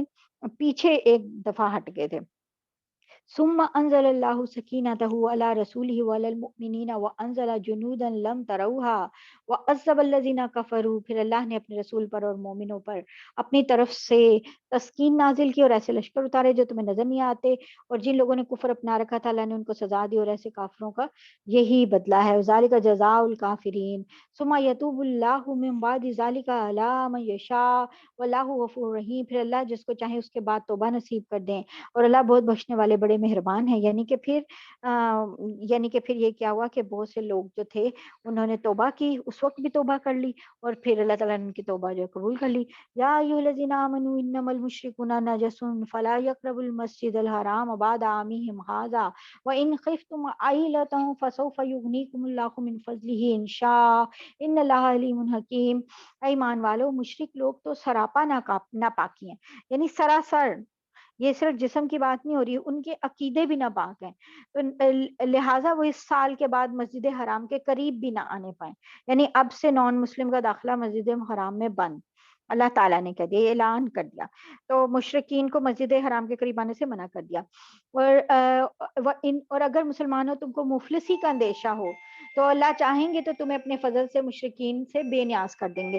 یعنی مفلسی کا اندیشہ کا کیا بتا ہے، اس سے پہلے تو ساری دنیا سے سارے غیر مسلم ہی آ رہے تھے نا حج وغیرہ کے لیے، تو اب اسی کے پہ بیس کرتی تھی ان کی اکانومی، تو اب یہاں پہ ان کو اپنی اکانومی کا ایک مسئلہ شروع ہوا کہ، اور اللہ تعالیٰ کیا کہہ رہے ہیں کہ اب اس حکم کے بعد اگر تمہیں لگے کہ تمہیں کوئی مفلسی کا اندیشہ تو اللہ چاہیں گے تو اپنے فضل سے بے نیاز کر دیں گے، اور بے شک ان اللہ علیم حکیم، بے شک اللہ تعالیٰ کا علم بھی کامل ہے اور حکمت بھی کامل ہے۔ اور دیکھ لیں آج کیسے، یعنی کہ یہ لوگ جو کتنے مسلمان ہیں اور جو کہ حج اور عمرہ کے لیے جاتے ہیں، قاتل الذین لا قاتل الذین لا یؤمنون باللہ ولا بالیوم الآخر ولا یحرمون ما حرم اللہ ورسولہ ولا یدینون دین الحق من الذین اوتوا الکتاب حتی یؤتوا الجزیۃ عن ید وہم صاغرون۔ اور وہ اہل کتاب جو نہ اللہ پہ ایمان رکھتے ہیں نہ یوم آخرت پر، یعنی کہ یہ بتا دیا کہ اب غزوہ تبوک کے بارے میں آیات آ رہی ہیں کہ جو اہل کتاب کون سے تھے، یعنی یہودی اور عیسائی، کہ اصل میں وہ اہل کتاب نہیں ہیں، تو نہ یوم آخرت پہ ایمان رکھتے ہیں اور نہ ہی اللہ پر، اور جو اللہ اور اس کے رسول کی حرام کی ہوئی چیزوں کو حرام بھی نہیں سمجھتے، نہ دین حق کو اپنا دین مانتے ہیں، ان سے جنگ کرو یہاں تک کہ وہ خوار ہو کے اپنے ہاتھ سے جزیہ ادا کریں۔ جزیہ ایک ٹیکس ہوتا تھا جو مسلمان ریاست کے غیر مسلم جو شہری تھے، نان مسلم، ان سے لیا جاتا تھا۔ تو ایسے نان مسلم جو لڑنے کی صلاحیت رکھتے ہیں، عورتیں، بچے، بوڑھے، اور جو یعنی راہب وغیرہ بیٹھ جاتے تھے، پادری وغیرہ علیحدہ سے، ان سے نہیں لیا جاتا تھا اصل میں، کیونکہ وہ لوگ لڑ نہیں سکتے تھے، اس لیے ان سے نہیں لیتے تھے۔ تو یہ اصل میں اسلامک کنٹری کے دفاع میں شریک نہ ہونے کا ایک ٹیکس ہے۔ تو اثر اور اس کی وجہ سے اسلامک جو گورنمنٹ ہے ان کی جان و مال کی ذمہ داری لیتی ہے۔ اب یہ نہیں ہوتا جزیہ، کیونکہ اب غیر مسلم بھی آپ دیکھیں ہماری آرمی میں شامل ہوتے ہیں، اس لیے وقالت الیہود عزیر ابن اللہ وقالت النصارى مسیح ابن اللہ ذلك قولهم بافواہہم یضاہرون قول الذین کفروا من قبل قاتلهم اللہ انا یؤفکون۔ اور اللہ تعالیٰ اب یہاں کہہ رہے ہیں کہ یہودی، اب اللہ تعالیٰ کے اہل کتاب کی بات کریں کہ یہودی تو کہتے ہیں کہ عزیر اللہ کے بیٹے ہیں، اور نصرانی کہتے ہیں کہ مسیح اللہ کے بیٹے ہیں، عزیر جو حضرت عزیر تھے ان کو، تو یہ سب ان کے منہ کی بنائی ہوئی باتیں ہیں، یہ ان لوگوں کی سی باتیں کر رہے ہیں جو ان سے پہلے کافر ہو چکے ہیں۔ اللہ کی مار ہو ان پر، یہ کہاں اوندے بہ کے جا رہے ہیں۔ اتخذوا احبارهم ورهبانهم اربابا من دون اللہ والمسیح ابن مریم، اور انہوں نے اللہ کے بجائے اپنے احبار یعنی یہودی جو علماء ہیں ان کو خدا بنا لیا، یعنی کہ ان لوگوں نے اپنے علماء کو یہ اختیارات دے دیے کہ وہ جس چیز کو چاہیں حلال کریں، جس کو چاہیں حرام کریں، جو وہ کہتے ہیں یہ وہ کرتے ہیں، اللہ کے علاوہ ان کو ہی اپنا اللہ بنا لیا ہے۔ اور مسیح ابن مریم کو بھی، حالانکہ ان کو ایک خود وما امروا الا لیعبدوا الہا واحد، حالانکہ ان کو ایک خدا کے سوا کسی کی عبادت کرنے کا حکم نہیں دیا گیا تھا، لا الہ الا ہوا سبحانہ عما یشرکون، اور اس کے سوا کوئی خدا نہیں ہے، وہ ان کی مشرکانہ باتوں سے بالکل پاک ہے۔ یریدون ان یطفئوا نور اللہ بافواہہم ویابی اللہ الا ان یتم نورہ ولو کرہ الکافرون، اور یہ لوگ چاہتے ہیں کہ اللہ کے نور کو اپنے منہ کی پھونکوں سے بجھا دیں، حالانکہ اللہ کو اپنے نور کی تکمیل کے سوا ہر بات نامنظور ہے، چاہے کافروں کو یہ بات کتنی بھی بری لگے، اسلام نے تو پھیلنا ہی ہے۔ هو الذی ارسل رسولہ بالہدی ودین الحق لیظہرہ علی الدین کلہ ولو کرہ المشرکون، وہ اللہ ہی تو ہے جس نے اپنے رسول کو ہدایت اور سچا دین دے کر بھیجا ہے تاکہ اسے ہر دوسرے دین پر غالب کر دے، چاہے مشرک لوگوں کو یہ بات کتنی بھی ناپسند ہو۔ یا ایھا الذین آمنوا ان کثیرا من الاحبار والرہبان لیأکلون اموال الناس بالباطل ویصدون عن سبیل اللہ والذین یکنزون الذھب والفضة ولا ينفقونها فی سبیل اللہ فبشرھم بعذاب علیم۔ اے لوگو، اے ایمان والو، یہودی احبار اور عیسائی راہبوں میں سے بہت سے ایسے ہیں جنہوں نے لوگوں کا مال ناحق طریقے سے کھایا ہے اور دوسروں کو اللہ کے راستے سے روکتے ہیں، اور جو لوگ سونے چاندی کو جمع کر کر کے رکھتے ہیں اور اس کو اللہ کے راستے میں خرچ نہیں کرتے، ان کو ایک دردناک عذاب کی خوشخبری دے دو۔ यौम युह्म, अब ये असल में देखें तो लोगों का माल नाहक खाना और ये सब चीज़ें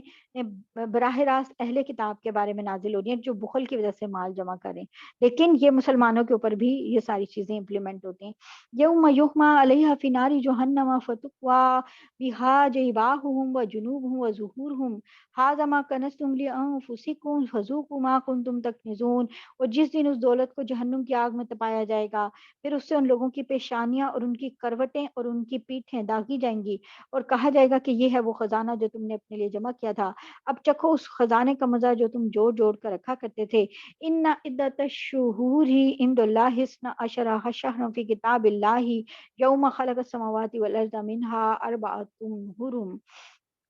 हकीकत ये है कि अल्लाह के नज़दीक महीनों की तादाद 12 है, जो अल्लाह की किताब के मुताबिक उस दिन से नाफ़िज़ चली आती है जिस दिन अल्लाह ने आसमान और ज़मीनों को पैदा किया था। इन 12 महीनों में से 4 हुर्मत वाले महीने हैं। ज़ालिकद्दीनुल क़य्यिम, यही दीन का सीधा-सादा रास्ता है, सीधा-सादा तकाज़ा है। फ़ला तज़लिमू फ़ीहिन्ना अनफुसकुम व क़ातिलुल मुशरिकीना काफ़्फ़तन कमा युक़ातिलूनकुम काफ़्फ़ा। और लिहाज़ा इन महीनों के मामले में अपनी जानों पे ज़ुल्म ना करो और तुम सब मिलकर मुशरिकों से उसी तरह लड़ो जैसे वो तुमसे लड़ते हैं। वअलमू अन्नल्लाह मअल मुत्तकीन, और यकीन रखो कि अल्लाह ताला मुत्तकी लोगों के साथ हैं। और यहाँ पे जो बात हो रही है वो ये बात हो रही है कि हज़रत इब्राहीम के वक़्त से चाँद के 4 महीने जो थे ना, ये कमरी महीने, उनको हुर्मत वाले महीने समझा जाता था। ज़ुल्क़ाद, ज़ुलहज, मुहर्रम और रजब। और इन 4 महीनों में जंग की ममानियत थी, मना था। लेकिन और सब लोग जो थे इन महीनों की हुर्मत को तस्लीम करते थे। लेकिन आहिस्ता-आहिस्ता क्या हुआ कि उन कई कबीले ऐसे थे जो ताकत में आ जाते हैं, उनको बहुत सी जो चीज़ें अपने लिए मुश्किल लगती हैं। तो अब वो क्या करते थे कि जब उन्होंने लड़ना होता था, तो वो ये करते थे ज़िलक़द से मुहर्रम के जो 3 महीने थे, वो किसी साल में कह देते, पहले ऐलान कर देते कि इस दफ़ा सफ़र का महीना मुहर्रम से पहले आएगा, या मुहर्रम के बजाय सफ़र के महीने को हुर्मत वाला महीना समझा जाएगा। इस तरह वो 4 महीने रखते थे, लेकिन आगे-पीछे अपनी मर्ज़ी से कर लेते थे। और या फिर होता था कि हज मुख्तलिफ मौसमों में आता था, जो मौसम उन्हें मुश्किल लगता था, उसमें कहते थे नहीं, इसमें हज नहीं आना चाहिए, तो उन महीनों को आगे-पीछे कर लेते थे ताकि हज आगे-पीछे हो जाए। तो अल्लाह ताला कह रहे हैं कि ये अपनी जानों पे इस तरह करके ना ज़ुल्म कर रहे हैं। यानी कि जो अल्लाह ने महीनों की तरतीब बनाई है, उसको छेड़ के आगे-पीछे कर रहे हैं, ये बिल्कुल गलत काम कर रहे हैं। कल से हम यहीं से इंशाअल्लाह शुरू करेंगे। ये है हमारी आयत जो कंप्लीट हुई है, ये है 32, अ, आयत नंबर 36 आयत है, तो सूरह तौबा, आयत नंबर 36, यहाँ से इंशाअल्लाह ताला कल हम शुरू करते हैं। अल्लाहु अकबर। थोड़ी-सी दुआ कर लेते हैं, काफ़ी सारा रहता है हमारा।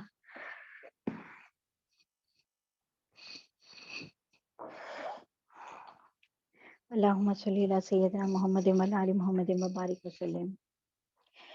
अल्लाहुम्मा इन्नी ज़िक्रिका व शुक्रिका व हुस्नि इबादतिक रब्बिग़फ़िर वरहम व अंत खैरुर राहिमीन। अस्तग़फ़िरुल्लाह रब्बी मिन कुल्लि ज़ंबिन व अतूबु इलैहि।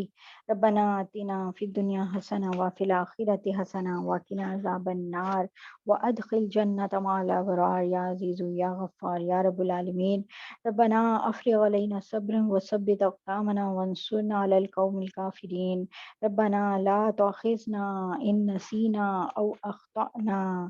रब्बना वला तहमिल अलैना इस्रन कमा हमलतहु अलल लज़ीना मिन क़ब्लिना। रब्बना वला तुहम्मिलना मा ला ताक़त लना बिही वाफ़ु अन्ना वग़फ़िर लना वरहमना अंत मौलाना फ़ंसुरना अलल क़ौमिल काफ़िरीन। रब्बना ला तुज़िग़ क़ुलूबना बअद इज़ हदैतना व हब लना मिन लदुनका रहमा इन्नका अंतल वहाब इन्नका अंतल वहाब इन्नका अंतल वहाब। या रब्बे करीम, या पाक परवरदिगार, या रब्बुल इज़्ज़त, या अल्लाह आपने हमें, आपका बहुत शुक्र, आपका करोड़ों बार शुक्र या अल्लाह कि आपने हमें इस कुरान को हमारे हाथों में पकड़ाया। इस वक़्त में जब सारी दुनिया पता नहीं क्या कर रही होगी, आपने हमें इस काबिल समझा कि हम इस कुरान को पकड़ें, इसको समझें, इसको सुनें, इसके अल्लाह आपके कलाम को सुनने की, उसको समझने की अल्लाह ताला आपने तौफ़ीक दी। आपका बहुत शुक्र है या अल्लाह, आप हमें इसको समझा दीजिए। या अल्लाह हमारे दीन को हमें समझा दीजिए या अल्लाह। या अल्लाह اپنے احکامات کو ہمیں سمجھا دیجیے، ہمارے دل قرآن سے جوڑ دیجیے یا اللہ۔ یا رب العزت ہم یا رب کریم ہماری اس چھوٹی سی ٹوٹی پھوٹی کوشش کو قبول کر لیجیے یا اللہ۔ یہ ٹوٹی پھوٹی کوششیں ہی کر سکتے ہیں، ہم بہت کمزور ہیں یا رب کریم۔ ہماری ٹوٹی پھوٹی کوششوں کو، ٹوٹی پھوٹی عبادتوں کو قبول کر لیجیے یا رب العزت۔ یا رب العزت یا پاک پروردگار یا اللہ، ہمیں صرف آپ کا فضل چاہیے یا رب کریم، ہمیں صرف آپ کا فضل چاہیے یا اللہ، ہمیں صرف آپ کا فضل چاہیے یا رب کریم۔ اپنا رحم کر دیجیے، اپنا فضل کر دیجیے یا اللہ۔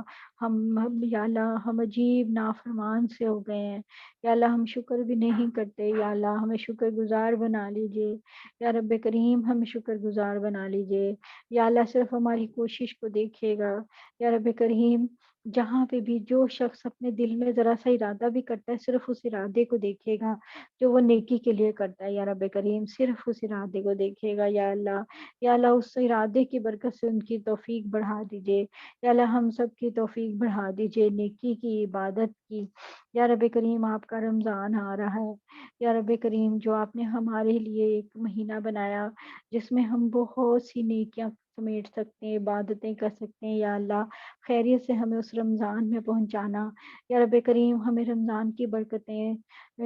سمیٹنے کی توفیق عطا فرمانا یا رب کریم، اپنی رحمتیں سمیٹنے کی توفیق عطا فرمانا یا اللہ۔ ہمارے گناہوں کو معاف کر دیجیے یا اللہ، یا اللہ ہمارے گناہوں کو معاف کر دیجیے یا اللہ۔ ہم بہت شرمندہ ہیں اپنے گناہوں پہ یا رب کریم، ہم بہت شرمندہ ہیں اپنے گناہوں پہ، ہماری توبہ قبول کر لیجیے، ہمارے گناہوں سے معاف یا اللہ، ہمیں گناہوں سے پاک کر دیجیے، ہمارے گناہوں کو معاف کر دیجیے یا اللہ۔ آپ تو گناہوں کو بھی نیکیوں میں بدل دیتے ہیں، معاف کر کے بھی نیکیوں میں بدل دیتے ہیں یا اللہ۔ آپ تو اتنے رحم کرنے والے ہیں یا رب کریم، ہمیں اندر شیطان سے بھی بچا لیجیے، فتنوں سے بچا لیجیے یا رب کریم یا اللہ۔ جو بیمار ہیں،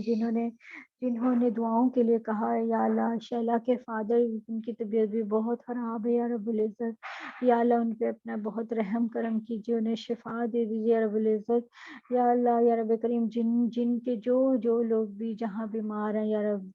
الکریم یا اللہ، آپ جانتے ہیں، ہماری روحانی بیماریوں کو بھی جانتے ہیں، ہماری باطنی بیماریوں کو بھی جانتے ہیں، ہماری ظاہری بیماریوں کو بھی جانتے ہیں یا اللہ۔ یا اللہ ہمیں شفا دیجیے ہر طرح کی بیماریوں سے، جو جہاں بھی بیمار ہے یا رب کریم، جو جہاں بھی دین کی خدمت کر رہا ہے یا اللہ، اس کی خدمت کو قبول کیجیے یا رب العزت، اور اپنی شان کے مطابق اجر عطا فرمائیے یا اللہ۔ یا رب العزت، ہم آپ سے، آپ کی رحمت کے بہت امیدوار ہیں یا رب کریم، ہم آپ کی رحمت کے بہت امیدوار ہیں یا اللہ، ہم آپ کی رحمت کے بہت امیدوار ہیں یا رب العزت یا اللہ۔ ہم پہ اپنی بہت رحمت کیجیے گا یا رب کریم، شیطان سے بچا لیجیے گا، فتنوں سے بچا لیجیے گا یا اللہ۔ فتنوں کا دور ہے یا رب کریم، ہماری اولادوں کو بھی فتنوں سے بچا لیجیے گا، ہماری نسلوں کو بھی فتنوں سے بچا لیجیے گا یا رب العزت۔ سیدھے راستے پہ رکھیے گا، ہدایت والے راستے پہ رکھیے گا، عافیت دیجیے گا یا اللہ۔ یا رب کریم، ہمیں عافیت دیجیے گا۔ اللہم انی اسألک علما نافعا ورزقا واسعا وعملا صالحا متقبلا وشفاء من كل داء۔ اللہم انی اسألک جنت الفردوس، اللہم انی اسألک جنت الفردوس، اللہم انی اسألک جنت الفردوس، اللہم انی اسألک العفو والعافیہ فی الدنیا والآخرہ۔ آمین یا رب العالمین۔ اللہم صلی علی سیدنا محمد وعلی آل محمد وبارک وسلم۔ سبحانک اللہم و بحمدک، نشہد ان لا الہ الا انت، نستغفرک و نتوب الیک۔ سبحان ربک رب العزت عما یصفون وسلام علی المرسلین والحمد للہ رب العالمین۔ جزاک اللہ خیر۔ السلام علیکم و رحمۃ اللہ وبرکاتہ۔ جزاکم اللہ خیرا کثیرا۔